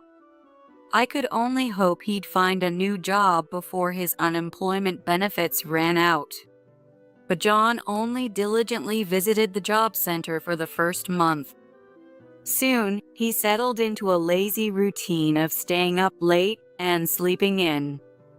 I was also frustrated that John kept all his unemployment benefits as his personal spending money, not contributing to the household. Watching him lie on the sofa playing mobiles games while I cooked and vacuumed made my anger flare up many times. Hey, shouldn't you start seriously looking for a job? You're almost 40. It'll be harder to get the job you want once you're over 40. I gently nudged, but John snapped back. Shut up. I'm looking for a job on job sites. But I've never seen you writing a resume. I'm taking my time to choose a company that's worthy of me, John said arrogantly. Unlike you, I graduated from a top university. Working for a mediocre company would lower my standards. You don't understand because you're so incompetent. Oh, is that so? We had countless exchanges like this, with no progress, and 10 years went by. Even when Kyle was studying for college entrance exams during his long breaks, John, unshaven and in sweatpants, was engrossed in games. I often thought about just abandoning him and getting a divorce. With his wealthy family, John would be fine living with Jane. But I felt it was too cruel to kick out an unemployed husband, so 10 years passed without taking that step. Finally losing patience, I decided to use my connections. I asked my uncle to hire John. Luckily, they needed someone for sales at the branch office in the next town, so it worked out perfectly. Hey, how about working at my uncle's company? One night, with a pounding heart, I brought it up to John. When I told them about your background, they said it would be a waste not to have you. Of course, it was a big lie, but predictably, John's pride took the bait. Well, someone of my caliber wouldn't be easy to find for a small company. They must be desperate for me. He looked somewhat pleased. Can I go ahead with it? What should I do? After a moment of pretending to consider, John's eyes were glued to my phone screen. Oh, this! It's from a new product exhibition. Looks fun. He muttered nostalgically. All right, I'll work at your uncle's company. Really? That's great. But I want to work only 3 days a week since it's been a while. Also, I want to leave on time. I was at a loss for words. Oh well, as you know, our company has a full 2-day weekend policy. There's overtime at the end of the month and during busy periods. Special treatment would be difficult. John's eyes narrowed. Hey, I'm getting back to work after a long time. It's like rehab for me. You want to push me into long hours right away? What if delicate me gets sick? His words made me furious. I've been working full-time while balancing housework and childcare for the past 10 years, supporting you. But I swallowed my complaints, knowing it would be troublesome if he got upset. After consulting with my uncle, John finally ended his 10 years of unemployment as a low-paid part-time worker. Once John started working again, he quickly became more energetic. Seeing him clean-shaven and dressed in a suit made my heart swell. Though he had thinned hair and a changed physique, a bit of his youthful vigor returned. Maybe it wouldn't be long before he could work as vigorously as before. Then we could get him to contribute to the household expenses again. Feeling relieved, I suddenly wondered. It's fine that he works 3 days a week, but how does he spend the other 4 days? On his days off, when I come home from work, he's always out. He comes back late at night smelling of alcohol, so he might be going to bars, but how could he afford that on such a low salary? Sometimes there's even a woman's perfume on his clothes, which is suspicious. If it were a bar, the scent would likely be mixed, but it's always the same perfume. About a year after he started his new job, I received a photo and a message from an unknown number on my phone. It was a photo of a heavily made-up woman and John snuggled up in bed. The woman looked familiar, and then I remembered. It was Natalie Thompson, who had attended our company's product launch event. I'm John's mistress. Can't wait to live together soon. I was stunned, but not very shocked. My feelings for John had long since cooled. So he was cheating after all. I sighed. He must have found Natalie's details from the company's event photos and pursued a relationship with her. As I stared at the picture, anger started to build up. How could he do this after getting a job through my connection? I called John, but the phone rang endlessly, and he didn't read any of my angry messages. That night, John didn't come home. To make matters worse, he began skipping work without notice the next day. What are you thinking, neglecting work for your mistress? You're going to lose the job you just got. I sent this during my lunch break, but still no response. Feeling frustrated, I returned home to find the apartment strangely spacious. Looking around, I noticed much of our furniture was gone. The Scandinavian sofa set, wooden table, two-person dining table, stylish shelves, and chic TV stand. All things I bought with my salary. As I stood in shock, I saw a piece of paper in the middle of the room. It was written in round letters and John's handwriting. John is mine now. I moved to Natalie's place. Don't bother trying to bring me back. Crushing the note, I called John again. The moment the call connected, I yelled, "What the hell are you thinking? Where are you?" You're so upset. This is hilarious. A sweet, mocking voice answered. It was probably Natalie. You want me to hire you? What? If you're okay with being my maid, I can give you my address. Her haughty tone almost made me laugh. Natalie seemed to be under a huge misunderstanding. All right then, I guess we're getting divorced. Goodbye to my $7.80 an hour husband. Say no more. Oh, she really has no clue. Poor thing. Suppressing my laughter, I spoke in a pitiful voice. I'd be lost if John left me. How am I supposed to live now? Natalie burst out laughing on the other end. You're such a parasite. It's pathetic how a wife gets dumped by her husband. It's hard, but I don't want to make John hate me more by arguing. Tell him I'll call once the divorce is ready. You're so understanding. Bye then. I clenched my teeth as I hung up the phone. Enough of them mocking me.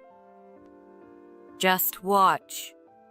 I'll drag them from the height of happiness to the depths of despair. I swore this in my heart. I confided in my uncle about the situation and got John fired, deciding to make them pay. I hired a private investigator to look into John and Natalie, and I did my own research as much as possible. 2 weeks later, I sent John a message. I want to talk about our divorce. Please come over with Natalie. Right on time, the two of them showed up, holding hands and grinning as if to flaunt their relationship. As I invited them into the living room, Natalie sneered. Oh my, you haven't replaced the furniture yet? You must be really poor. Well, you were just a parasite living off John's big corporate job, so I guess it makes sense. Excuse me? You stole our furniture and have the nerve to say that? I could report you to the police. How rude. He just took the furniture he bought when he moved. As John told me, you're dumb. Natalie's disdainful gaze shifted from me to John, who looked away uncomfortably. He's clearly putting on airs for Natalie. When we replaced the old furniture, John was unemployed and we relied solely on my salary. Who's the one with no brains, lying so blatantly? Cursing him inwardly, I turned to John. John, you feel the same way, right? You want to divorce me? Yeah, John nodded grimly. I'm sick of taking care of an old, worn-out woman like you. He spat out angrily. Meeting Natalie made me realize it. The last 20 years of our marriage have been a mess, and it's all your fault. I couldn't believe my ears. That's what I should be saying. Being with you dragged me down. That's why I'm leaving you and starting over. Then he extended his hand to me. What?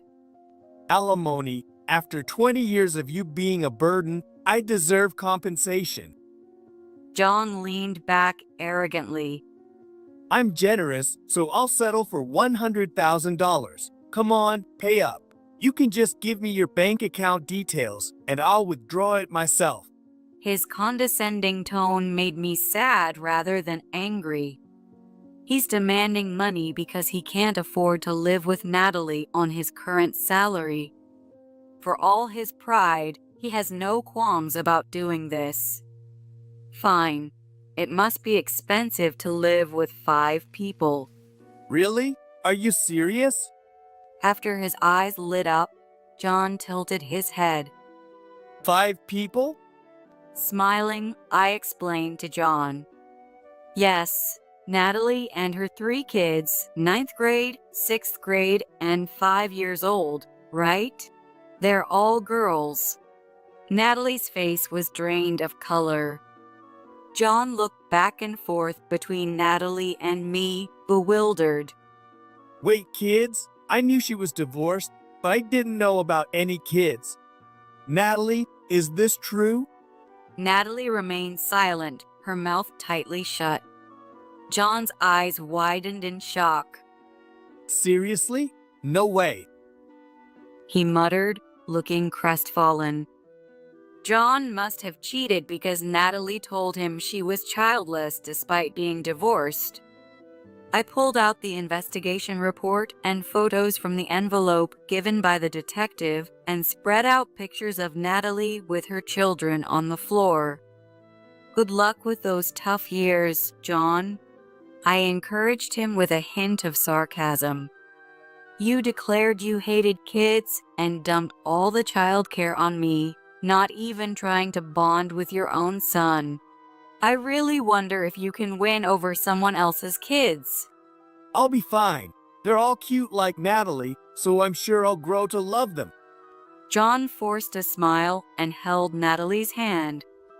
Natalie looked up, her face still showing anxiety.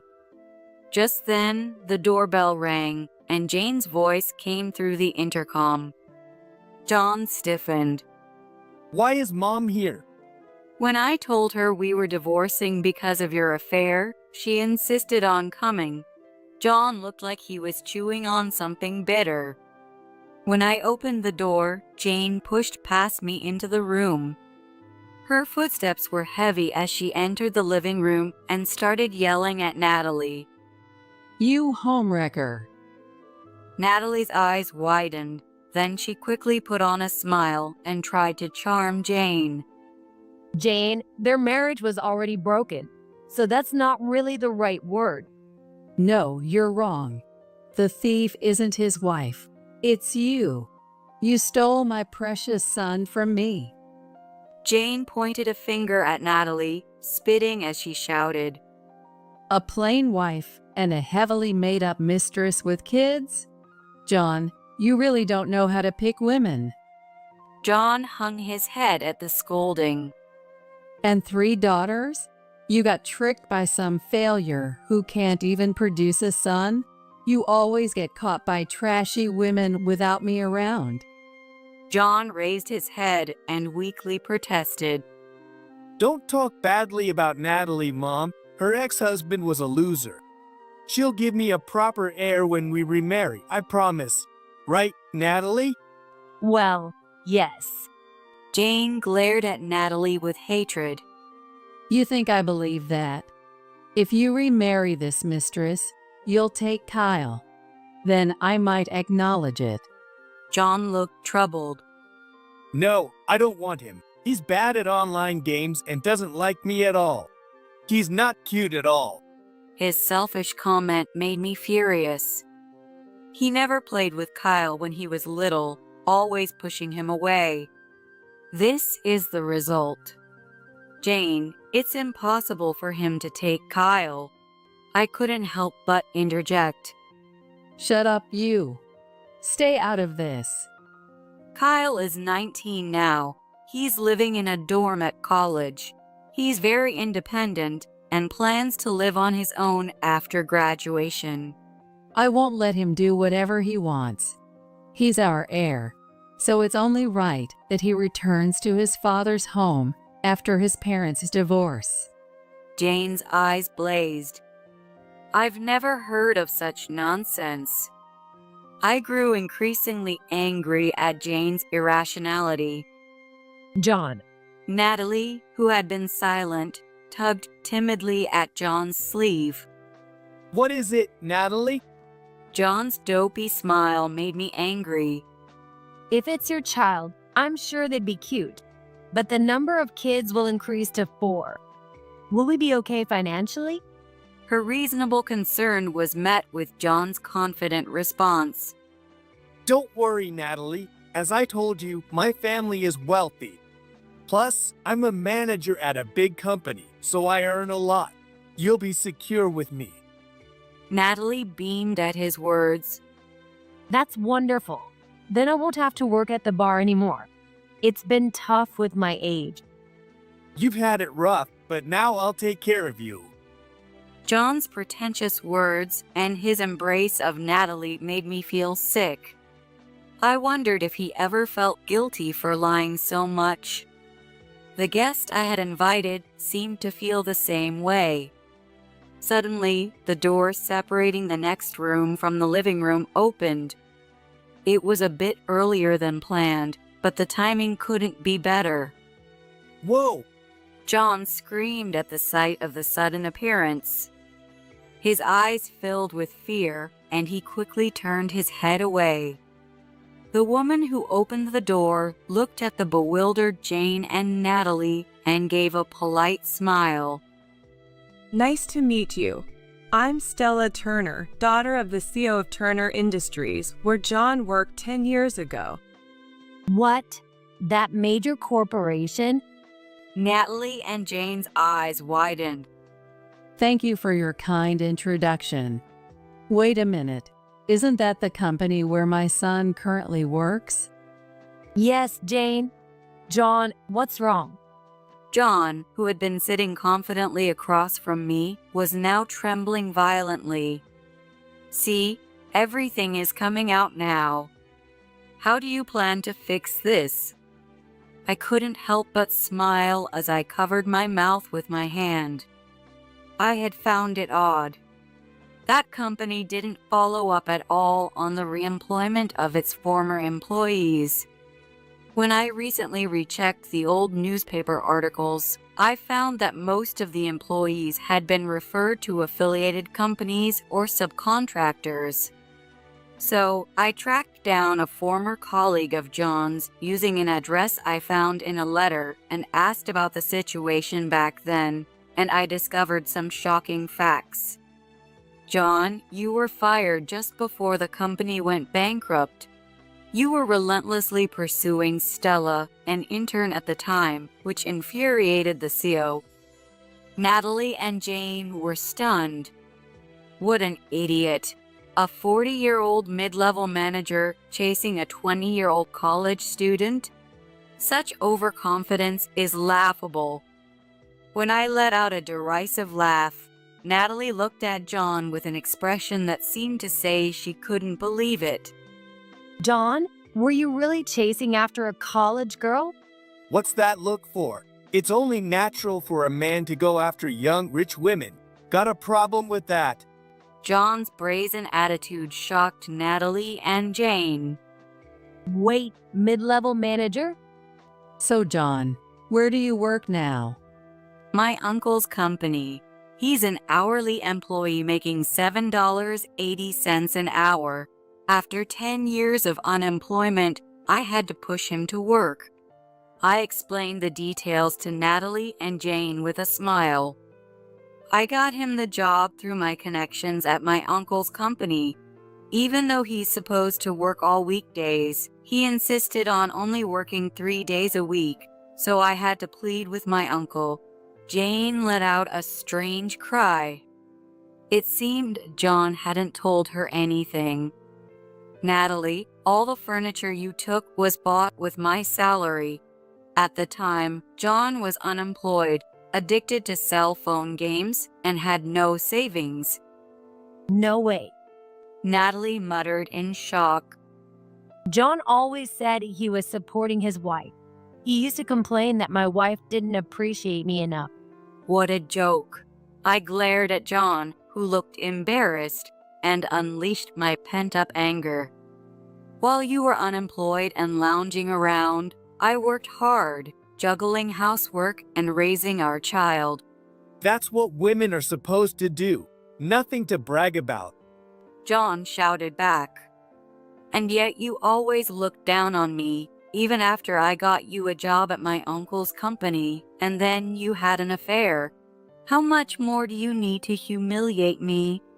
Shut up. You're just a part-timer hired through connections, acting all high and mighty. That's old news. I laughed softly. That's the truth, right? Too bad. I'm now the executive vice president. When I announced this with a smile, John froze. What? Executive vice president? That's right. And I make more than John did when he was a mid-level manager. Don't lie. There's no way a third-rate college graduate like you could earn that much. When I shoved my pay stub in his face, his expression twisted and he hung his head. Just then, Jane seemed to recover from her shock and put her arm around John's shoulder, hurling insults at me. You're such an insolent wife, defying your husband like that. No wonder John got sick of you and found a mistress. Ignoring her, tired of dealing with such nonsense, Jane turned to comfort John with a syrupy voice. John, leave these people and come back to Mommy. I'll find you a proper wife. You can have more kids with someone else. Yeah, I'll do that. John looked apologetically at Natalie. Sorry, Natalie. Mom doesn't approve, so we're done. At his words, Natalie's face contorted in rage. She jumped up, red with fury. Good riddance. I thought I'd marry you because you claim to be a manager at a big company, but you're just a liar. She grabbed her designer bag, pulled out her phone, wallet, and makeup pouch, and threw the bag at John. Why would I date a guy 15 years older otherwise? You're delusional if you think you're attractive. Natalie. Don't touch me. She shoved his hand away and stormed out, shoulders heaving. Stella, who had watched the entire scene, bowed to me and left as well. Here's the divorce papers. Sign them and file them at the courthouse. If it's too much trouble, just send them back to me in the unclosed envelope. I handed the papers to John, who was frozen with tear-filled eyes, and addressed Jane. We'll handle the alimony through our lawyers. The discussion is over, so please take him with you. We're leaving. Come on, John. We'll pack your things and pick them up later. As I saw Jane supporting John out the door, I added one more thing. By the way, please take care of the $80,000 debt he racked up from our joint account. Jane blinked in confusion. What? He spent it on online gaming. Since he's unemployed again, I'll be sending the bill to you. I pushed the bewildered Jane and sniffling John out the door and locked it immediately. The next day, John sent back the signed divorce papers, and I submitted them right away. I expected John to argue about the alimony, but to my surprise, the full amount I demanded was deposited into my account. It seemed Jane had paid it to get rid of me quickly. All the furniture John had taken was returned in good condition, which was a relief. When I demanded alimony from Natalie, the amount was deposited into my account. Then, to my surprise, Natalie's mother brought her to my house. Prompted by her mother, Natalie bowed to me, though her face showed displeasure. Her mother was very apologetic, too. She covered the compensation and planned to make Natalie repay it by working extra jobs along with her bar job. It was a relief to know her parents were decent people. Although I thought John would get along well with his mom, their relationship turned sour. Back to being unemployed, John had no intention of finding a job and continued wasting Jane's savings and pension on online gaming. He used to be so sweet, but his wife ruined him. If this continues, my savings will run out. I wish he'd move out soon. Apparently, that's what Jane was telling the neighbors. Finally free of John, I felt a sense of clarity and peace in my daily life.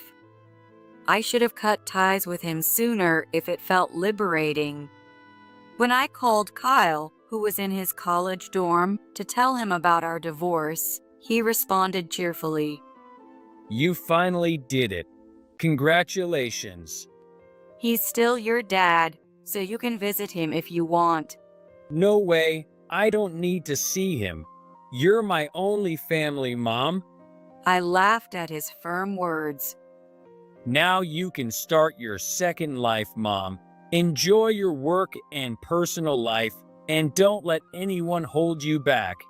Yes, I will. Thank you. His encouraging words brought a smile to my face.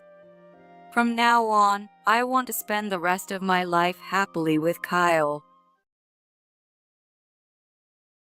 Sorry, but you can't have kids. And on top of that, you couldn't even do fertility treatments for a while because of that car accident, right? To be blunt, you're useless to me now. I found someone younger and she's pregnant, so I'm marrying Kate. I stared in shock at Thomas, who said this so casually. The smirk on his face was hideous. Then, his mom, Lisa, calmly uttered something horrifying. We've got an heir now, so we don't need you anymore. Next, Kate threw her words at me. Hurry up and get divorced. As I stood there, taking in their cruel words, I slowly began to speak. I can't get divorced, you know, because... As I said those words, Thomas's face turned pale. You haven't forgotten, right? The promise you made when we got married. Thomas visibly started to tremble. I won't let things go his way. I'm dragging all of them down to hell. I clenched my fist tighter. My name is Emily, and I'm a 37-year-old office worker. I live with my husband, Thomas, who is 5 years younger than me. We live in a rented apartment close to the subway. We have a peaceful life with no major problems. That's what I'd like to say, but there's one issue. It's about having kids. We've been married for 5 years, but we still don't have any children. They say babies are a gift, and even if we didn't have one, I'd be okay with that. At least, that's what I thought. But Thomas and Lisa felt differently. His parents run a construction business and expect him to take over one day.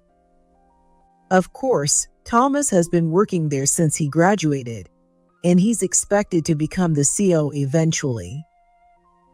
Naturally, his parents hope that Thomas's child will take over the business after him. Because of this, Lisa always gave me a sharp look.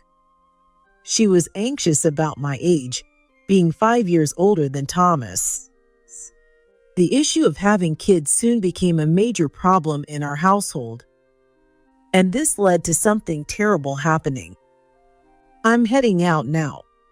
All right, take care. As I left our house, I started walking toward the hospital. I was undergoing fertility treatment. Since we couldn't conceive naturally, I decided to visit the hospital, considering my age. The first method we tried was timing therapy, but it didn't work out. Next, we moved on to artificial insemination, and now we're at the stage of in vitro fertilization. I frequently visited the hospital to get injections of ovulation-inducing drugs. Honestly, I never thought it would be this hard. But quitting treatment wasn't an option. Thomas would talk excitedly about playing soccer with our future child. And Lisa kept a close eye on my treatment progress, considering the future of the business. Feeling the pressure from both of them, I convinced myself I have to get pregnant, no matter what. One day, it finally happened. I got pregnant. Great job, Emily. You did it, Emily. I'll start preparing for the baby right away. They were over the moon. They called every relative and friend they could think of, turning it into a huge celebration. They even got into heated discussions about how to raise the child. Hey, we haven't even entered the safe period yet. Maybe you should calm down a bit. My words didn't reach either of them. They were discussing what to name the baby, as if I wasn't even there. I felt a growing sense of unease, like I was being left out all alone. A few weeks later, everything changed. I'm sorry, but it looks like you've had a miscarriage this time. What? The sudden pain in my abdomen had filled me with anxiety. I rushed to the hospital, only to be told the news bluntly by the doctor. I was so shocked that I couldn't move. The procedure was done quickly. And just like that, I lost my baby. As I left the hospital, a deep sense of loss began to well up inside me.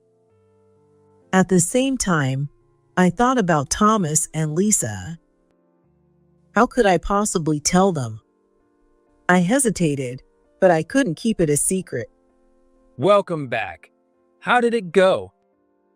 As soon as I walked in the door, Thomas greeted me cheerfully. Summoning all my courage, I spoke. The truth is, I had a miscarriage. What? Thomas looked at me with a puzzled expression. For a moment, I hoped he would comfort me. But his response was the exact opposite. Why? I was so looking forward to this.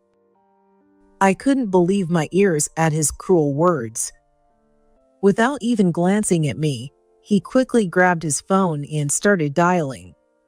Hey, Mom. Emily had a miscarriage. Yeah, seriously, I can't believe it either. I was stunned into silence, and a short time later, Lisa came over to our house. Emily, is it true you had a miscarriage? Did you do something harmful to your body? Tell me the truth. I didn't do anything like that. The doctor said miscarriages can happen even without a specific cause. I spoke nervously, shaken by Lisa's harsh questioning. But she just snorted in disgust. Well, when I was pregnant with Thomas, I thought about the baby from morning till night and was extremely careful.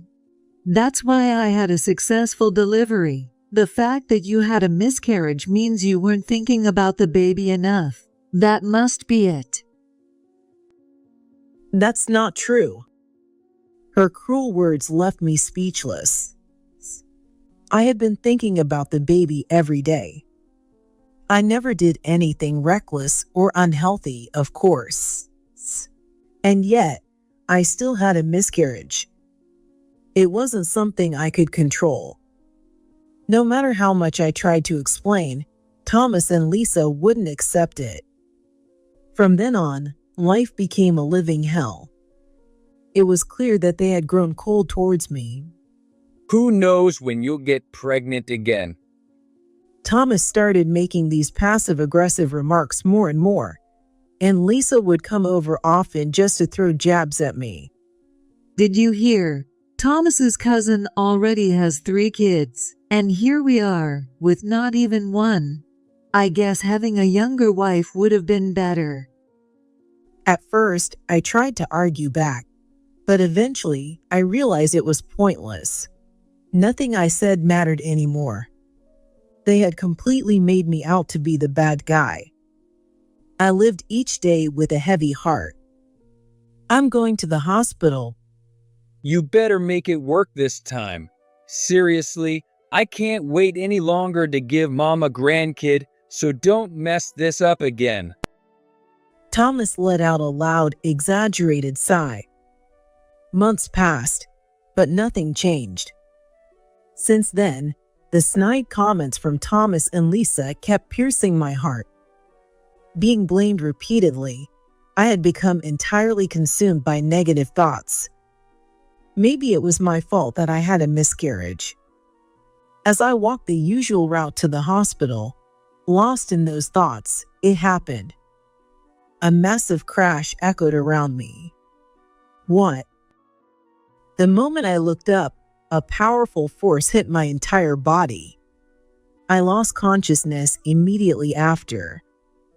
When I woke up next, I was in a place I didn't recognize. Oh, you're awake. Where am I? My whole body ached, and I couldn't move. While I was still in a daze, a person in a white coat approached and explained. Apparently, on my way to the hospital, I had been hit by a car whose driver wasn't paying attention. It was a major accident, and several other pedestrians were also involved. Among them, I had suffered the worst injuries. I was shocked to learn from the doctor that I had been in a coma for 3 days. Fortunately, or unfortunately, my memory of the incident was fuzzy after the impacts. My parents, who had been visiting, kept telling me with tear-filled eyes how worried they had been, so I must have been in pretty bad shape. After numerous tests, I was relieved to find out that none of my injuries were life-threatening. However, the doctor told me that without rehabilitation, I wouldn't regain full use of my body. As it turned out, the rehab took longer than expected, and I ended up staying in the hospital for 6 months. At first, I was in shock from the accident. But as time passed, I gradually calmed down. That's when I started to wonder about Thomas. He hadn't visited me even once. Luckily, my mom had been coming to take care of me, but it was strange that my husband hadn't shown up. Even when I informed him about the accident, his reaction was so nonchalant, and that was it. That's rough. Well, good luck with your rehab. Even though our relationship had been strained since the miscarriage, not visiting me after such a serious accident, what was I to Thomas? I was grappling with this emptiness when it happened. Excuse me, but Are you one of the people who got injured in that accident in the next town over? Oh, yes. I was in the rehab room when a man approached me. He seemed a bit older than me, and he was using a cane. I was involved in that accident too. It's such bad luck, isn't it? Just walking down the street, and then this happens. How's your recovery going? The man looked at me with genuine concern. Now that I think about it, the doctor had mentioned that several people were caught up in the accident. It seemed like this man was one of them. I let my guard down and replied with a smile. Yes, I'm doing okay, thanks. They say if I keep working hard in rehab, I'll regain more movement, so I'm really pushing myself. Same here. Let's work hard each other. We talked a little more after that. His name was James. He was 42 years old, 5 years older than me, and was staying in the room across from mine. James had lost his wife a few years ago, and now he lived alone. Since there's no one to take care of me, I have to manage everything on my own. Plus, I've been off work for a while, so I really need to get back soon. James spoke with a smile, revealing just how kind-hearted he was. We often ran into each other in the rehab room, and he always showed concern for my well-being. He encouraged me whenever I felt down. It wouldn't be an exaggeration to say that James was the reason I managed to stay positive. Soon, James no longer needed his cane.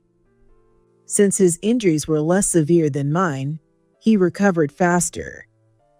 He would likely be discharged soon. I couldn't help but feel a bit lonely at the thought. One day, Thomas hasn't been around much, has he? my mom, who was visiting me in the hospital, commented casually, "He's just busy with work." I replied without meeting her eyes. In truth, I had reached out to Thomas several times through texts and calls, but he either ignored them or sent back brief, curt replies. There was never any mention of visiting me at the hospital. Sure, we had been in a Cold War since the miscarriage, but for him not to show up even once after such a serious accident, it was too strange. His wife was in a coma for 3 days after an accident, and yet he didn't visit. How heartless could he be? Had he completely detached himself emotionally? Naturally, our fertility treatments had also come to a halt. I felt a sense of urgency, but at the same time, I began to question things. Did I really want to have a child? I used to think that if we had a baby, it would make Thomas and Lisa happy. But now, it felt like my own desires were being left behind. Should I even consider restarting the treatment? As I wrestled with these doubts, time continued to pass. Then, a few weeks later, James was set to be discharged before me and came to my room to say goodbye. Congratulations on your discharge. Thank you. You'll be out soon too, Emily. Your recovery is going really well. James looked a bit reluctant to leave. A silence settled between us for a moment. James seemed like he had something to say. Finally, after gathering his thoughts, he spoke up. Well, I've been debating whether or not I should say this, but I think it's something you should know. What is it? I asked, meeting his gaze. James looked serious. Then, he revealed something that completely shocked me. A few weeks later, my recovery was progressing well. I was cleared for discharge, with only a weekly checkup required moving forward. Fortunately, there were hardly any lasting effects from the accident. While I felt relieved, my mind was consumed by what James had told me. Are you okay? Yeah. My mom insisted on accompanying me back to my apartment, clearly worried. It wasn't just about my physical condition. It was because of what James had told me. I had shared it with her, which only added to her concern. I felt bad for causing her more worry, but I couldn't keep it to myself any longer. My fate would drastically change after the conversation that was about to take place. My mom and I took a taxi and got off in front of the apartment. It had been 6 months since I last came home. When I opened the door of my house, I heard women's voices. A bad feeling crept over me as I opened the door to the living room. I'm home. There they were, Thomas, Lisa, and a young woman, chatting away. Oh, you're back. Thomas said, noticing me and smiling. Lisa and the young woman gave me a quick glance. I looked around the living room and saw that my belongings had been neatly packed and placed in a corner. What's this? I muttered, and Thomas responded casually. Oh, that. I packed up your stuff. Sorry you just got back, but could you move out now? What? Sorry, but my girlfriend's pregnant. Thomas said this as he gazed at the young woman sitting beside him. The woman greeted me with a triumphant smile. Nice to meet you. I'm Kate. She then lovingly patted her belly. I stood there in shock, as did my mom. Sorry, but you can't have kids, and you couldn't even do fertility treatments for a while because of the accident, right? To be blunt, you're useless to me now. Kate's young and pregnant, so I'm marrying her. I stared in disbelief at Thomas, who said all this so nonchalantly. The smirk on his face was unbearably repulsive. My mom was so stunned that she couldn't even form words. Then Lisa, as calmly as ever, said something terrifying. We've got an heir now, so we don't need you anymore. Kate also chimed in, spitting out her words. Hurry up and get divorced. Unable to bear the situation any longer, my mom finally spoke up. What's wrong with you people? I stopped her with my hand. I already knew that Thomas had a mistress, but I had planned to talk things over with him calmly after I was discharged. I never imagined he would actually bring her into our home. I was shocked to realize just how inhumane he had become. I slowly began to speak. I can't get divorced, you know, because... I paused for a moment. Because of that promise, remember? Thomas frowned in confusion. What? Did you forget? The promise we made when we got married? As the memory finally dawned on him, Thomas's face turned pale. You can't bring that up now. Besides, promises don't matter anymore. I've already got the divorce papers ready. I'll just file them myself. Thomas waved the divorce papers in the air. Not only had he signed his part, but somehow my part was filled out as well. Someone must have forged my signature. But I wasn't going to back down. You can't just do that. I've already filed a notice to prevent the divorce from being processed. What? Thomas looked utterly dumbfounded. I know all about your little scheme. I'm fully aware that you've been sneaking around with another woman while I was in the hospital. That's why I filed the notice ahead of time to prevent the divorce from going through. Didn't you know that? I had learned all of this from a certain lawyer.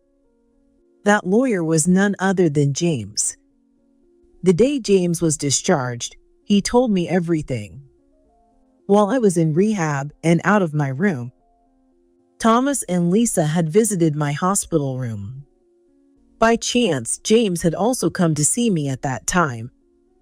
James was about to leave when he overheard a suspicious conversation between Thomas and Lisa. Is Emily not here? Looks like it. Well, there's no point in staying. Let's go. They were looking around nervously and then started whispering.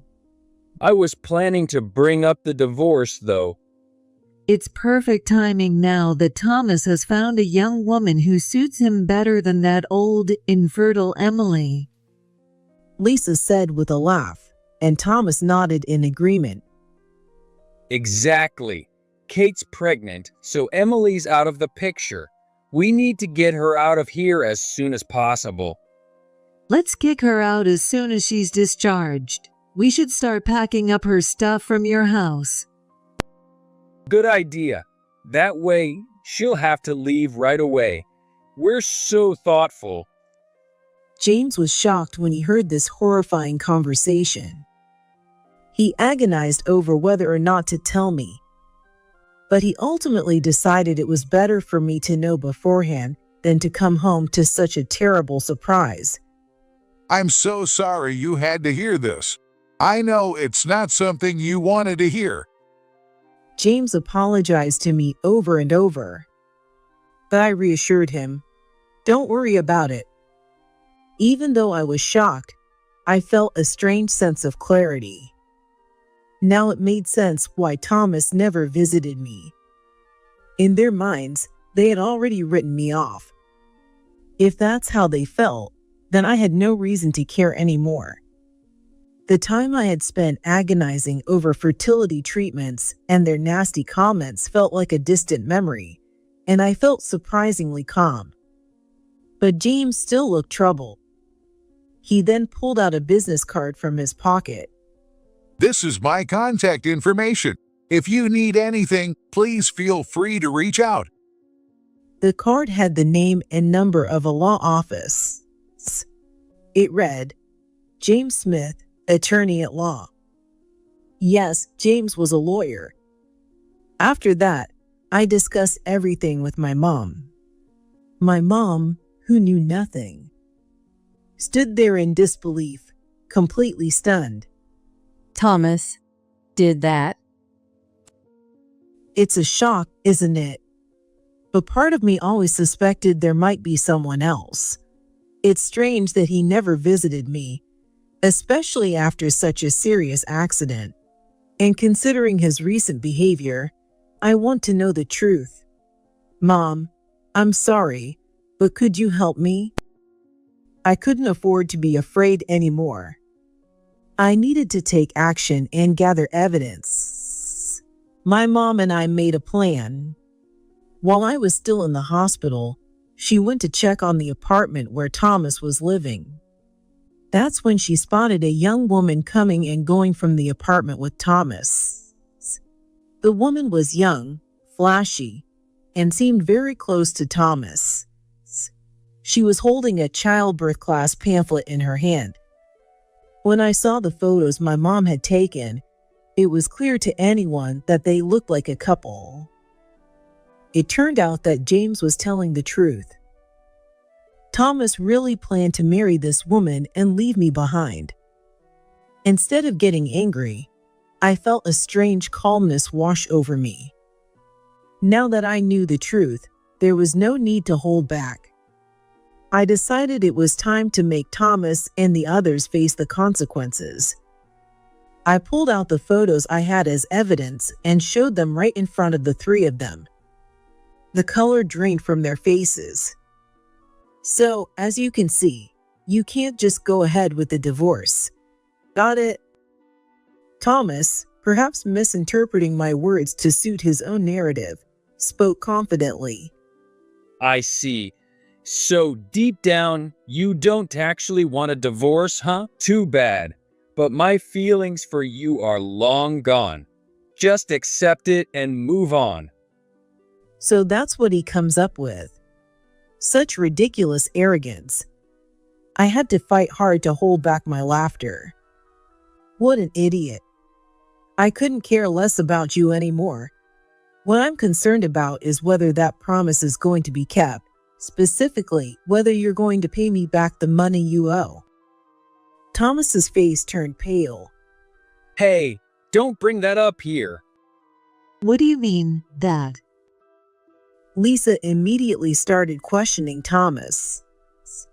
Kate, his mistress, looked completely bewildered, as if she had no idea what was going on. Before we got married, Thomas and I had made a certain agreement. This guy was addicted to gambling when we were dating. He had a ton of debt, but he promised me he'd work hard to pay it off, so I covered his debts and married him. Thomas begged me, "Please don't tell my parents. It's too embarrassing." So I kept quiet until now. We agreed that he'd pay me back little by little every month, but he hasn't finished paying me back yet. That's why I'm not agreeing to a divorce until I get all my money back. As I laid it all out, Thomas's face turned from pale to utterly hopeless. Of course, I had a signed IOU to back up my claims. There was no way he could talk his way out of this.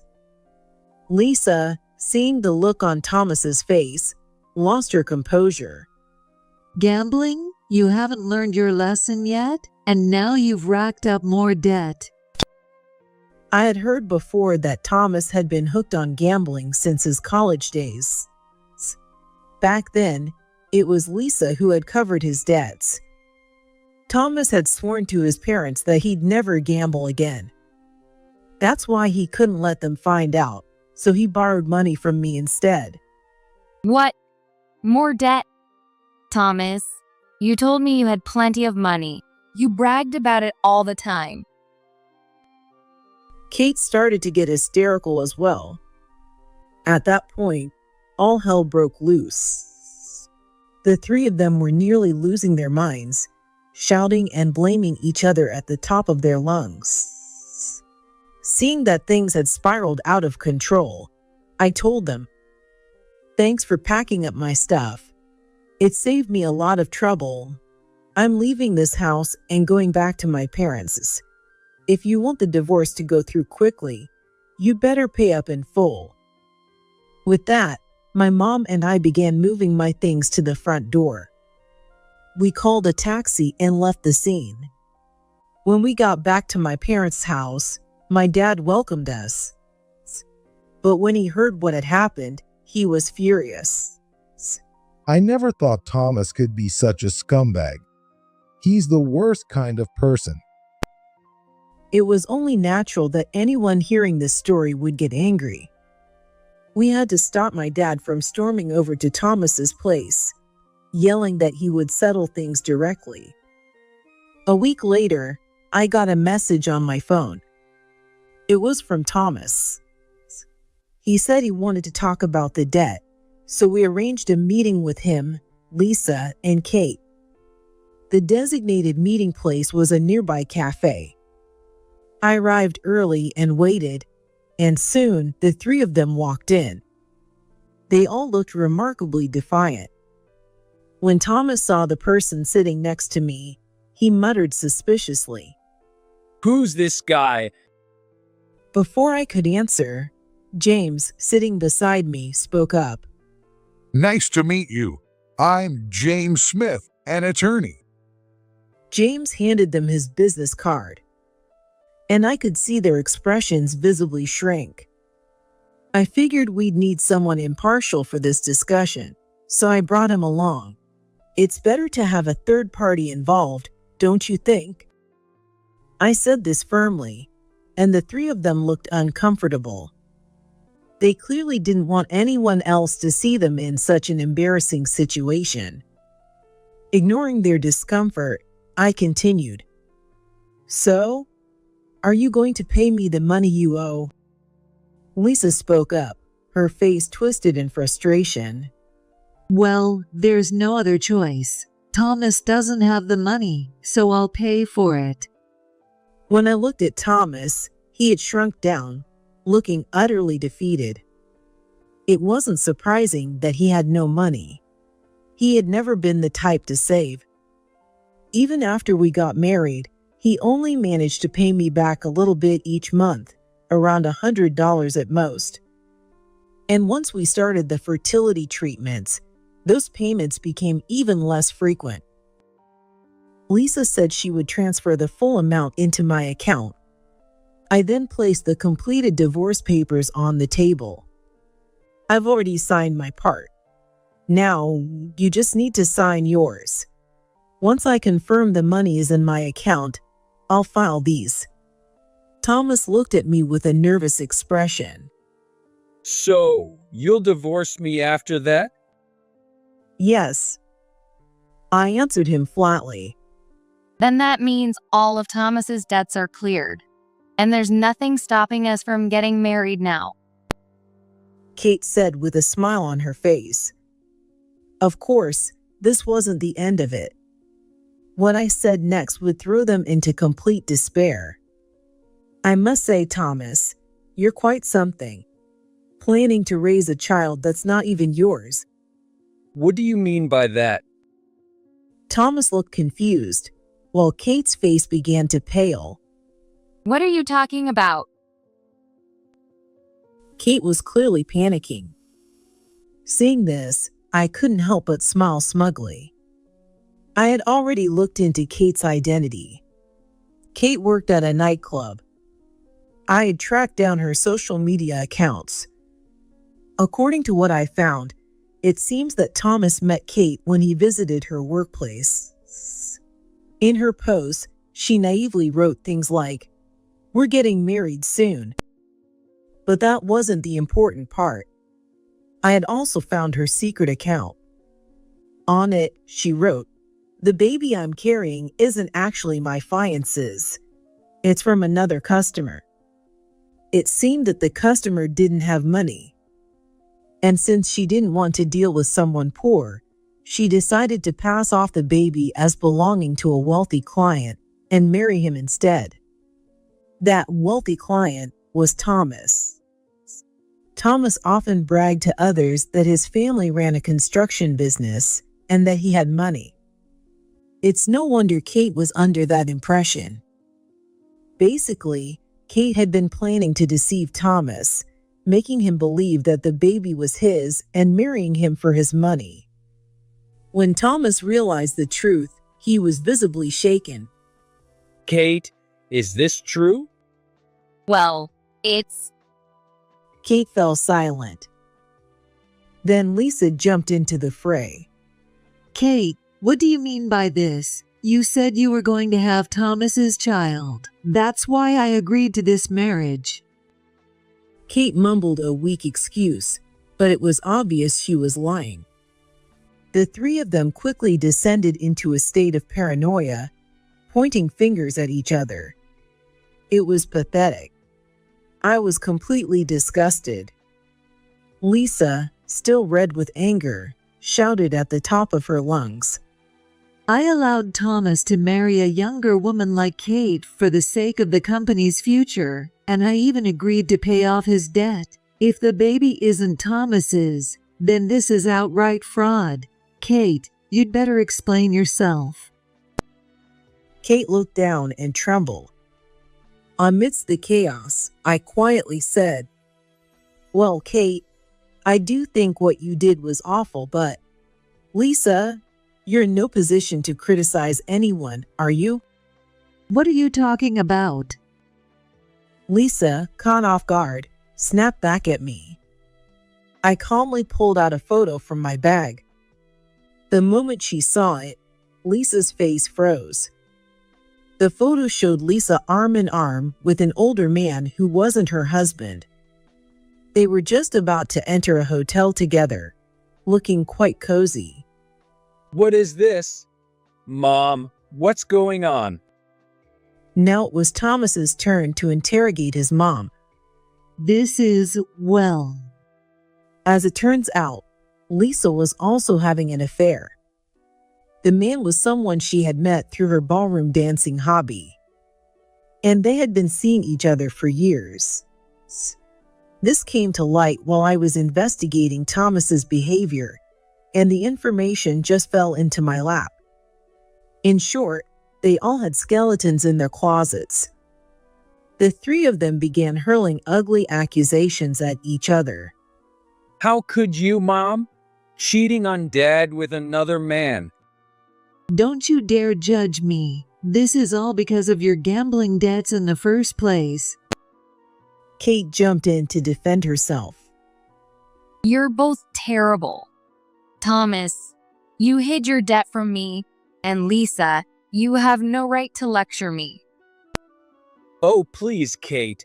Trying to pass off another man's child as mine? That's beyond disgraceful. It was complete chaos. I tried to get them to calm down, but my words fell on deaf ears. Just then, James, who had been silent until now, placed 2 documents on the table. For a moment, everyone stopped. Let's save the name calling for later. I'm here today for one reason, to present you with a formal claim for damages. Infidelity during a marriage is considered a serious breach of trust. These documents are addressed to both Thomas and Kate. Please make sure the payment is made by the deadline. The 3 of them stared at the documents, where the compensation amounts were clearly listed. What is this? Thomas's face crumbled in despair. Of course, this is separate from the debt you owe me. Naturally, I'm also claiming compensation for the emotional distress you've caused. With a strained voice, Lisa spoke to me as I smiled. You greedy witch. Excuse me? I'm just exercising my rightful claims. James backed me up. If you fail to pay, we will take this matter to court. Based on legal precedents, it's highly likely that you will lose. Lisa hung her head.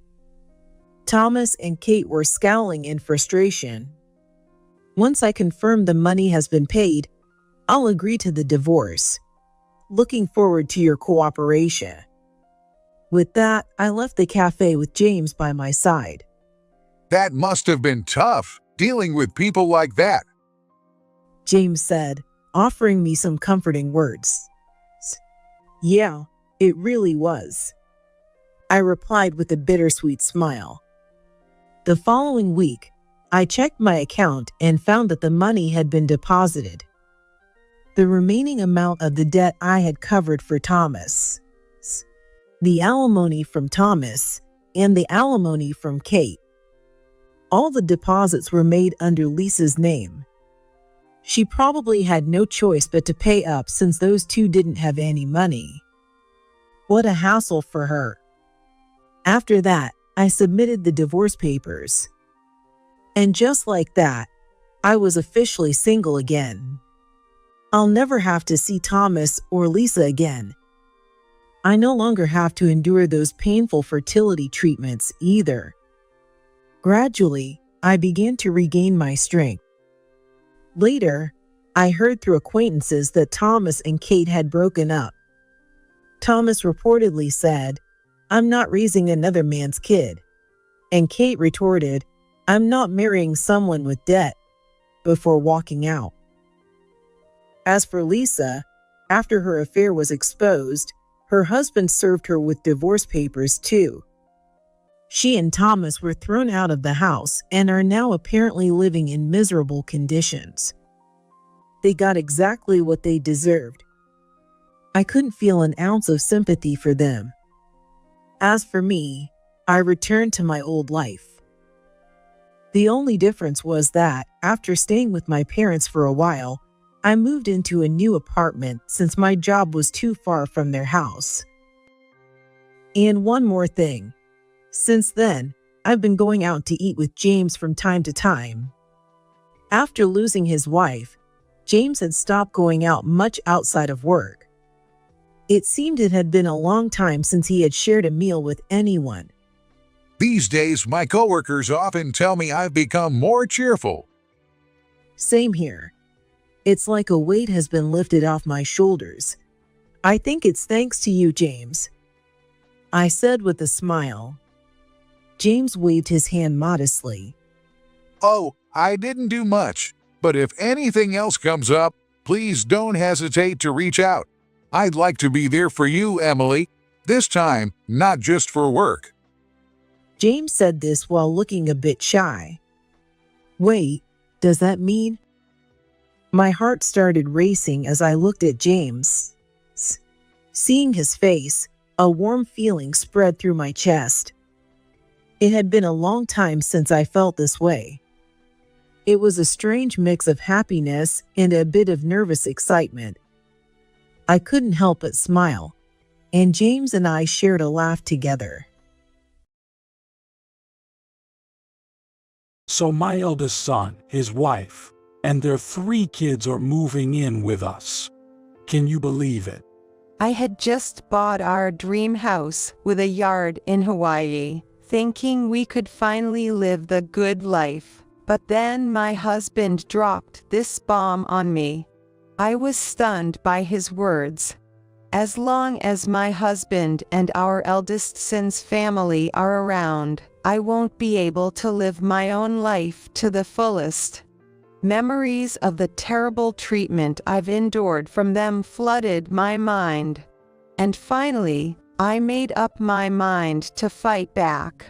From that moment on, I secretly prepared for retaliation, waiting for the day of the long-awaited move.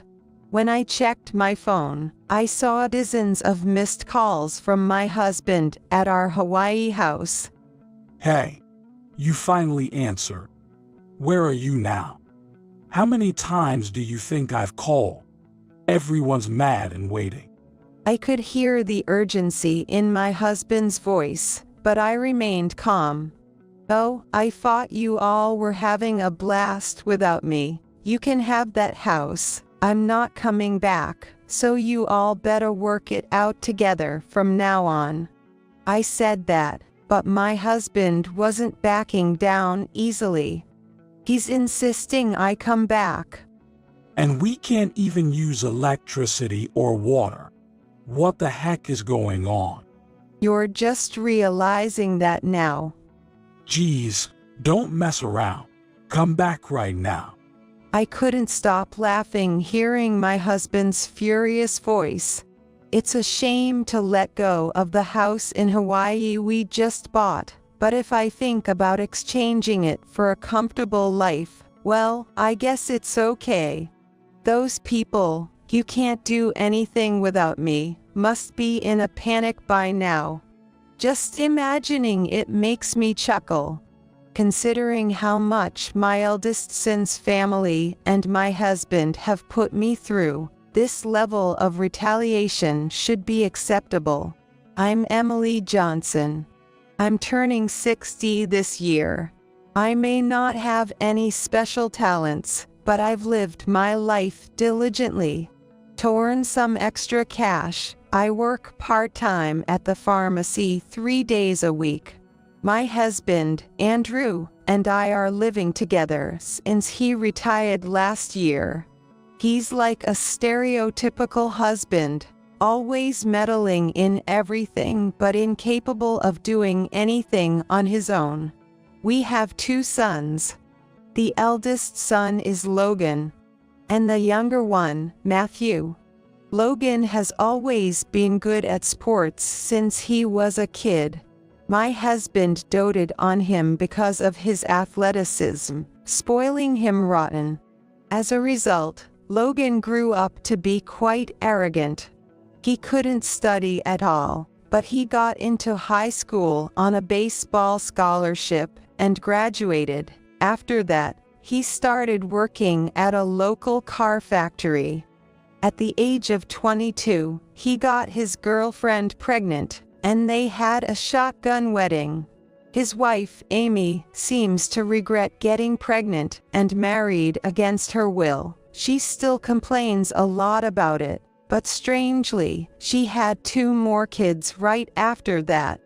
She seems uninterested in working and stays at home as a full-time housewife, and she's not good at cooking, so she often comes over to our place for meals. They live in an apartment in our neighborhood as a family of 5. And our second son, Matthew, was the opposite of Logan. He was not good at sports, but he loved studying.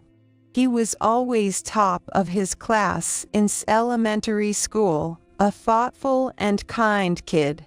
However, It seemed like my husband didn't like a quiet Matthew, as he didn't contribute to Matthew's education expenses. So, I had to dip into my savings to cover his education costs. But Matthew, being considerate of me, opted for scholarships when going to college and graduate school. I'm proud of Matthew for that, but my husband couldn't care less.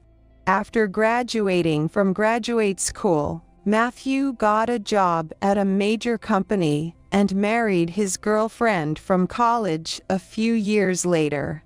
His wife, Lily, is smart and hardworking. Even after having a child, she still works full-time.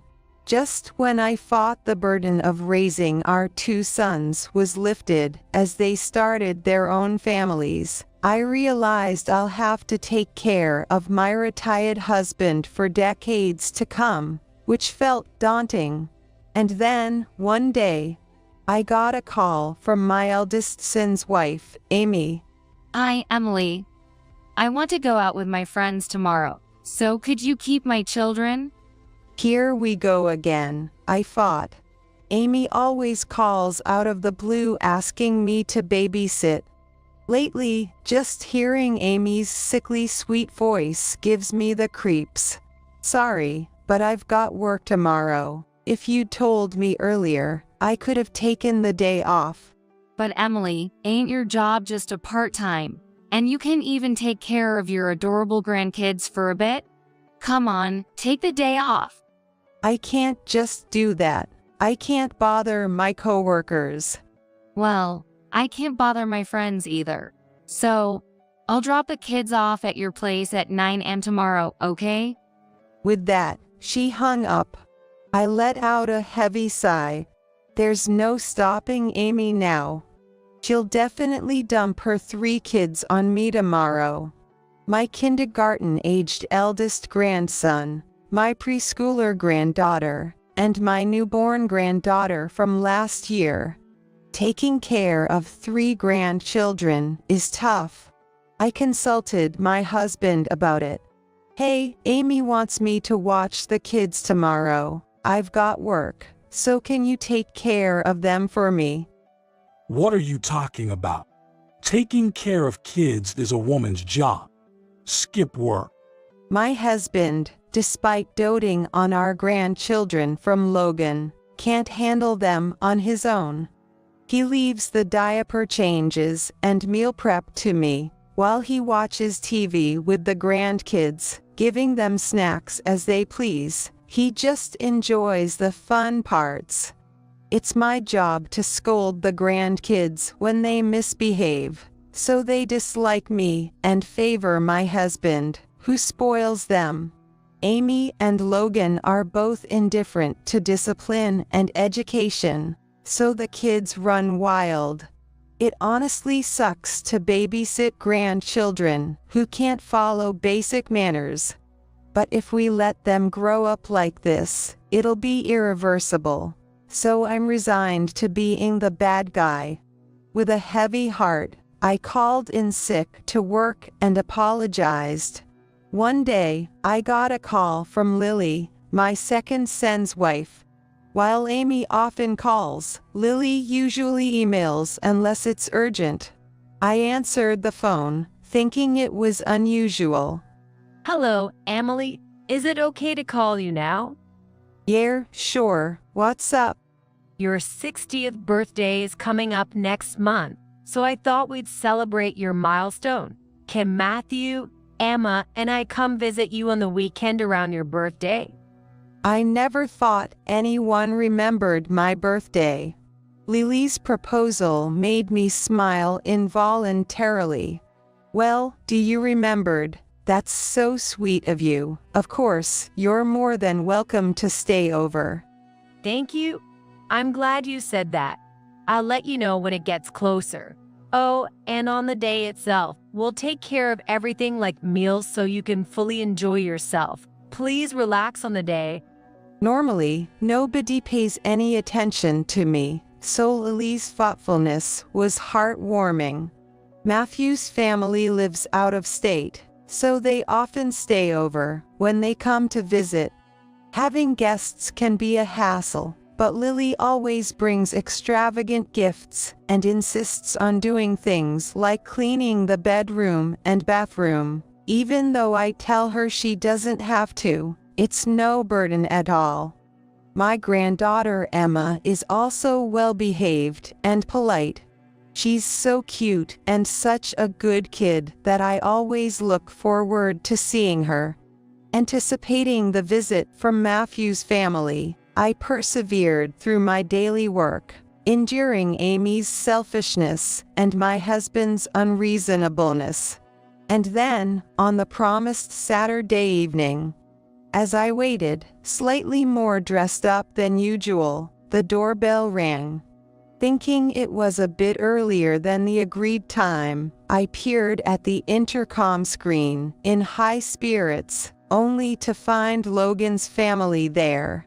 Surprised, I asked my husband, "Why are Logan and the others here? Today is the day Matthew and his family are supposed to come." Oh, I heard that Matthew's family was coming to celebrate your 60th birthday, so I thought I'd invite Logan as well. More people for a celebration is better, right? Upon hearing those words, I was dumbfounded.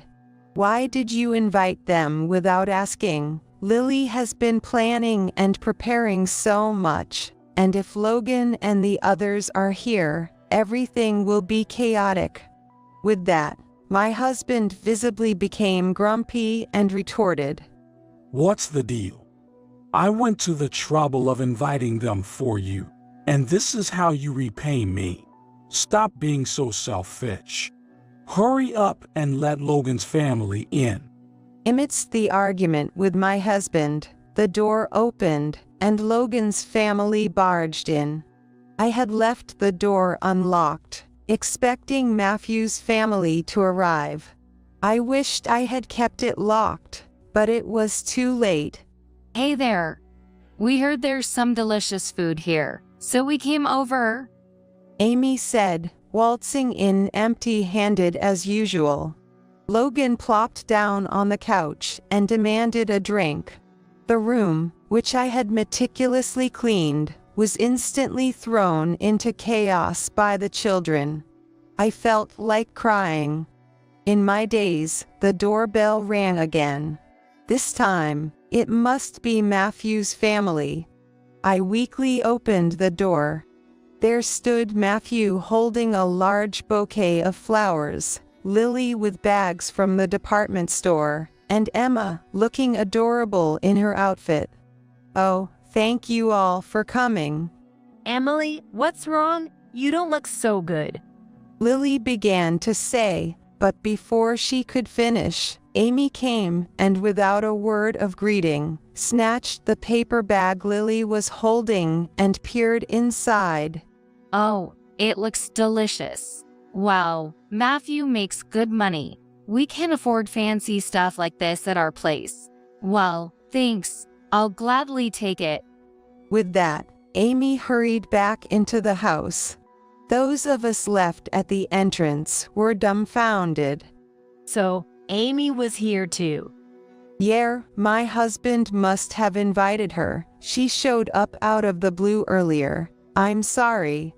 Don't apologize. Even though the food prepared for Emily was taken, there's still cake left, so I'll hide it in the fridge for later and we can enjoy it then. Thank you. As we entered the room, we saw Logan's family and my husband devouring the meal Lily had prepared. Hey, we're running out of food here. Make something so Logan and the kids can eat their fill. Sorry, it seems the kids were pretty hungry. And isn't this portion a bit small? There's no more for Emily and Matthew's family. Seeing Amy laughing, Matthew and his family made bitter faces and said, Well, that's right. We only prepared enough for Mom and us. So, you're saying we're being excluded? That's so mean. Come on, Amy, cut them some slack. It's Mom's birthday today. Don't we have cake or something? Lily quickly hid the cake box she was holding behind her, but Logan noticed it promptly and marched over to snatch the box. There it is. Come on, bring it out. Hey kids, it's cake time. Eat as much as you want. All we could do was watch Logan's family do as they pleased. My husband and Logan helped themselves to alcohol from the fridge and started drinking. Lily and Matthew looked apologetic as they approached me. Emily, we should have bought more. We're sorry. No, I'm the one who should apologize. I can't believe this happened. No, it's not Mom's or Lily's fault at all. How about we go out to eat somewhere now? As we were talking, my husband shouted loudly at me. Hey, come over here. Everyone's gathered for you today. What's the point if the guest of honor isn't here? Emily, please stay there and relax. I'll use the kitchen. I'll make something quick. No, it's okay. I have to go back. So just you all go out and have something delicious to eat. I didn't want to serve Matthew and his family, who came all the way from out of town, something simple. Oh, we'll be fine. We came here today to celebrate you. That's right. We'll just grab whatever's in the fridge, so Mom, don't worry about it. That won't do. Go out and enjoy yourselves. There's not much in the fridge anyway. I'm really sorry. Then, Emma said something to cheer me up. Grandma, how about this? We'll go buy some delicious bread, and tomorrow morning let's eat it together. With that, Matthew's family went out for a while. Grateful to them, I returned to the living room, only to find it in a terrible state. My husband and Logan were busy drinking, while Amy lay sprawled out, munching on snacks she found in our house while looking at her phone. The kids were engrossed in video games, bouncing around on the sofa. On the table, there were just a few leftovers and the messed up cake. Why did this have to happen? I was truly saddened that my eagerly anticipated 60th birthday celebration had been ruined. However, tonight, Matthew's family was staying over. Tomorrow morning, I'd have a pleasant meal with Emma. As I tried to cheer myself up, Amy said something unbelievable. We'll be staying over tonight, so please take care of us. No way, Matthew's family is staying over tonight, so it's impossible. If Matthew's family is staying, then we can too, right? Despite living nearby, Amy's insistence on staying over was probably fueled by a competitive spirit towards Matthew's family. We don't have a room where a large number of people can stay. We're fine with the sofa, and the kids can just use Emily's bed. Oh, come on. What's with you, Emily? You've been treating us like intruders since earlier. Is this discrimination? Normally, I'd reluctantly accept Amy's selfishness, but this time, I didn't want to give in. I wanted to enjoy my time with Matthew's family. As I was about to retort against Amy, my husband finally spoke up loudly to me. Enough. Our adorable grandchildren are staying over. Isn't that great? It seems like Matthew's family has already left. So today we'll host Logan's family. Once it came to this, it was hopeless. My husband and Amy teamed up and wouldn't listen to me. Feeling bad about involving Matthew's family, I called Lily and explained the situation, and I asked them to return their home for today. Logan's family spent the night in our home, bustling around, and then left after finishing breakfast.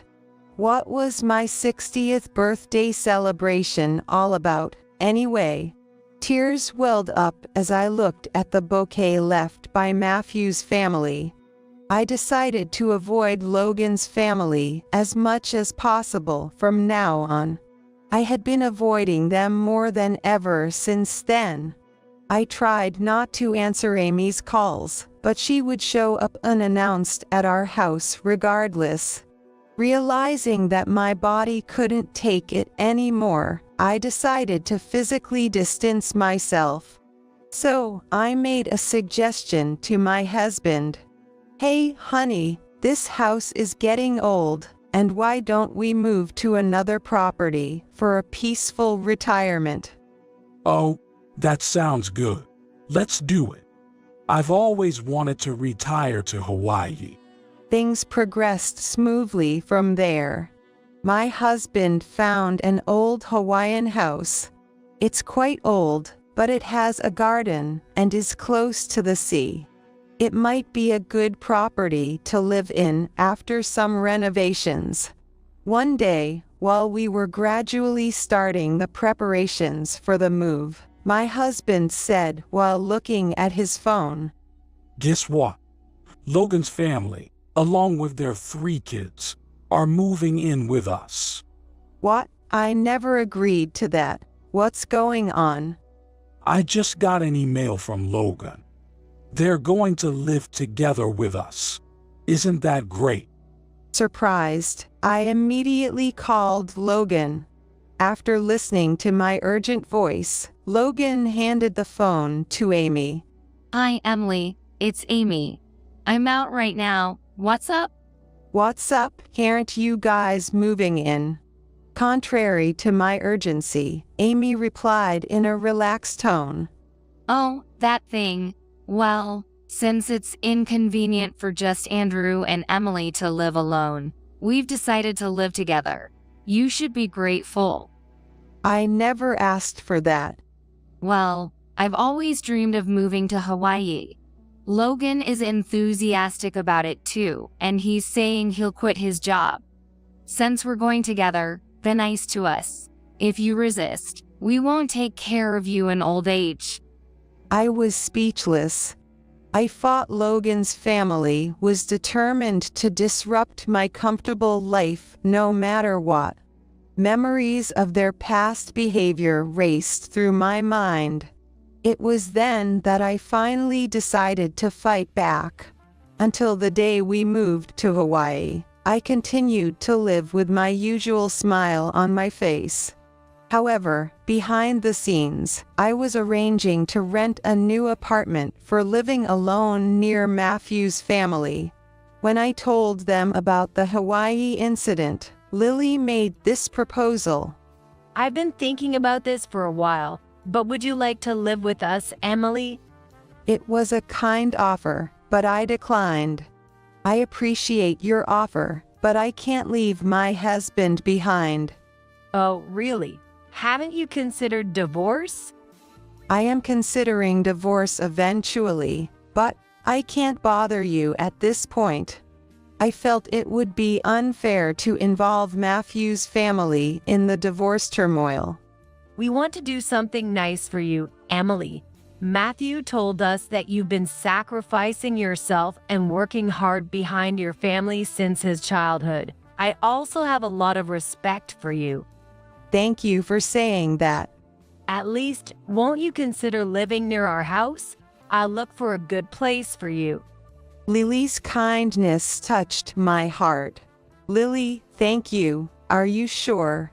Yes, Matthew and Emma will be thrilled. It's still a long way off, but we'll take care of you in your old age, so it's okay to part ways with Andrew whenever. I really think I hit the jackpot with such a good son and daughter-in-law. So, I prepared to send my belongings separately to the apartment Lily found for me. With this, the preparations for my retaliation were complete. I couldn't help but smile at the thought of the surprised faces of my husband and Logan's family. On the day we moved to Hawaii, we arrived at the airport and headed straight to the old house we had purchased. My husband and Logan's family were excited. Little did we know what kind of home awaited us. Starting a new life in Hawaii. So pumped. Dad, you gotta support me with your savings until I find a job, alright? And hey, the inheritance is coming to me eventually, so it's all good, right? Oh yeah, absolutely. Take your time finding a job. If you need anything, just ask your mom. We can chill for a while, man. With revenge on my mind, I didn't even care about that conversation. After a few dozen minutes, we arrived home. It looked way more rundown than the photos, almost like it would fall apart in the next storm. The yard was overgrown with weeds. The roof had patches missing, and it looked like it would leak if not repaired soon. What's this? This isn't what we saw in the pictures. Were we deceived? We're supposed to live here. I really don't want to. Seriously, what's going on? While my husband, Amy, and the others were clearly feeling down, I was the only one who knew why. When my husband showed me this property for the first time, I felt something was off because the size of the land and the low price didn't add up. So I called the real estate agent. So what I heard was that the photos were actually from a few years ago and hadn't been updated, and that's why this house is so cheap it's not in livable condition. So it's hard to find a buyer locally.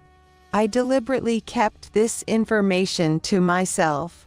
I figured there was no way my husband would listen to me even if I advised him that the property he found was bad. Looking back now, that decision was the right one. It was hilarious to see my husband, who believed he was always right and never doubted himself, so surprised and dumbfounded that his jaw practically dropped. As soon as we entered the house, the moving boxes we had requested arrived. This house is kinda different from what I was expecting. Yay, well, let's just think of it as an opportunity to renovate and make it comfortable for ourselves. If we look at it that way, it might be fun, you know. My husband seemed like he was trying to convince himself. Yeah, I guess so. I'm exhausted today, so let's unpack tomorrow. Mom, can you make lunch? Amy, who had been complaining, perked up at Logan's mention of lunch and seemed to regain her spirits. I want Hawaiian food, like loco moco. That sounds great. And don't forget to grab some Kohana rum. With that, my husband and Logan's family were relaxing leisurely. The grandchildren were busy exploring the new house, running around excitedly. I pretended to go shopping and hailed a taxi nearby, heading back to the airport. Since there was some time until the scheduled flight I had booked, I enjoyed shopping at the airport and bought a bunch of souvenirs for Matthew's family. By the time I arrived at the new apartment, it was already quite late at night. After hours of having my phone turned off, I finally checked it. To my surprise, I had dozens of missed calls from my husband. Come to think of it, I'm the one who has the bank cards, credit cards, cash, and all that stuff with me, so they must be struggling without any money right now. Also, I haven't arranged contracts for essential utilities like electricity, gas, and water. My husband and Logan's family probably didn't even think about it, assuming I had taken care of it beforehand. As I debated whether to call back or not with a sigh, my husband's call came in at just the right moment. Hey, you finally picked up the phone. Where are you right now? How many times do you think I've called you? Everyone's furious and waiting. I could hear the urgency in his voice, but I responded calmly. Oh, I thought everyone was having fun without me. I'll give you guys that house. I'm not coming back anymore, so from now on, you all have to manage without me. What are you talking about? What about our meals? We haven't eaten anything since noon. You're more worried about your food than my concerns at a time like this. Of course. With my husband's words, my decision was made. I'll definitely divorce him. But for now, I'll endure because there are still things I need to do. And we can't even use electricity or water. What's going on? You just noticed now. Don't mess around. Come back right now. Hearing my husband's furious voice, I couldn't stop laughing. No, I'm never coming back again. What? Do you think something like this can be forgiven? I'm not expecting any forgiveness. My husband, always boasting despite being useless. Amy, selfish and all talk. Logan, the lazy one, and the unruly kids. How are we going to live in that rundown house with just those people? I refuse to be manipulated by you and Logan's family's selfishness anymore. I'm going to live my own life from now on. Good luck taking care of your beloved son and grandkids. With that, I hung up the phone and powered it off. I must have been really tired that day because I slept soundly. The next day, I woke up to the refreshing morning sun. Looking around at the spacious bed, the furniture I chose, and the clean, newly built room, my heart swelled with excitement as I realized my new life had begun. As I was about to prepare breakfast and make some tea I had ordered for this day, the doorbell rang. Opening the door, Lily and Emma were standing there. Emily, sorry to bother you so early. We were wondering how your new life is going. Grandma, I brought some bread. Let's eat together. Oh my, I'm so glad you dropped by. This room is so comfortable. Thank you for finding such a nice place for me. Come on in. I just made some tea. While drinking tea with Lily, I briefed her on what happened yesterday. It went well, didn't it? It's great that Emily is free from those arrogant people. Thanks for your help. I feel relieved. Emily, you're not done yet. You need to teach Andrew and the others a lesson so they never dare to speak to you like that again. Keep your schedule open for this Saturday. I'll bring them over. Lily said with a smirk. Ignoring calls from my husband and Logan's family for a few days, Saturday, the promised day, arrived. As Lily instructed, I waited at home, and soon enough, my husband and Amy arrived, led by Lily. My husband and Amy walked into the house without hesitation and sat on the new sofa without asking. Just when we got a call from Lily. What's with this house? You were all alone here. That's not fair. Because Emily isn't here, we're living a terrible life. We don't eat proper meals, and the house is dirty. Look, we're completely out of money. And how is it possible that there's no electricity or water running? Why didn't you handle the contracts? As the two of them continued to make a fuss, Lily interjected sharply. That's enough. Seriously, why don't you try handling things like cooking meals and setting up utilities yourself? Emily isn't your housekeeper. Who asked you to butt in all of a sudden? Yeah. Did you put her up to this? Taking a step back and looking at the situation objectively, both my husband and Amy were really selfish people. And now Lily was on my side. There's no better time than now to bring up divorce. I felt a sense of liberation. Please divorce me, I said, and my husband, who had been making all the noise until now, suddenly stopped in his tracks, eyes wide in surprise. What are you saying? Who do you think has been supporting you all this time? Emily, what's gotten into you all of a sudden?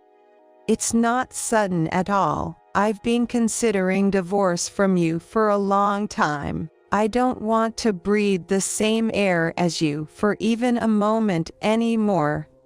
What are you talking about? I handed the divorce papers with my name and seal on them to my husband. There's no way this is a joke. You're done in my life.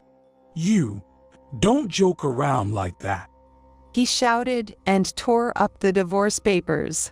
But that was expected. I handed him another set of divorce papers that I had prepared in advance. Tearing those up is pointless. I have several others prepared just like these. What's going on? How do you plan to live without me? Can you even afford the rent and living expenses for this place? If you apologize now, I might forgive you. He thinks that if he yells, I will be under his thumb. Lily chuckled and said, Andrew, don't you know that Emily has enough savings to stand on her own? No way. Emily, you've only been working part-time, so you can't possibly have any savings, right? I have a pharmacist qualification. I used to earn more than double the regular hourly wage. Even if it was part-time, after decades of saving, I've accumulated more than enough to live on my own. Way more than enough. Yes, I've been working steadily as a pharmacist. My husband has no idea about the money I've diligently saved. Pharmacists are in high demand, so finding another job would be a piece of cake. Really? You earn that much? I'll live comfortably in this house. Why don't you all hurry back to Hawaii? After all, you left Logan and the kids behind, didn't you? I don't want to go back. I want to live here. I thought I could live because Emily does all the housework and has money. But Andrew is useless for anything. What did you say? Don't mess around. Amy, you're saying a little too much. Well, she's right though. Lily and I burst into laughter. Amy is clinging to me and crying. Finally, it seemed like my husband understood his position. He bowed his head, biting his lip, and said, We can't make it without you. Please come back. And that's why I've said it so many times. No way. Please, come back. It's pointless to talk. I'll send the divorce papers to your house in Hawaii later. Well then, I'll enjoy a nice cup of tea with Lily, so you guys better head back soon. Though my husband and Amy seemed to protest something, when I mentioned calling the police, they reluctantly left. Wow, Emily, you were so cool. And the way Andrew panicked, it's hilarious.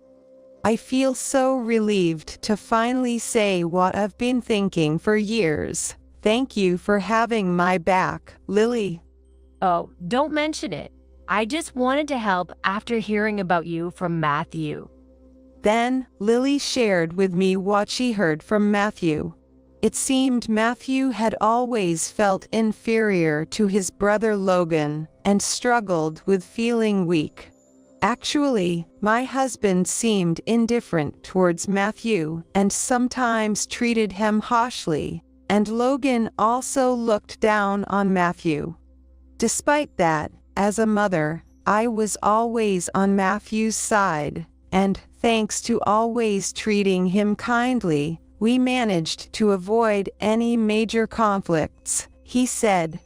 Also, he knew that I had been quietly using the money I earned to cover Matthew's education expenses without telling my husband.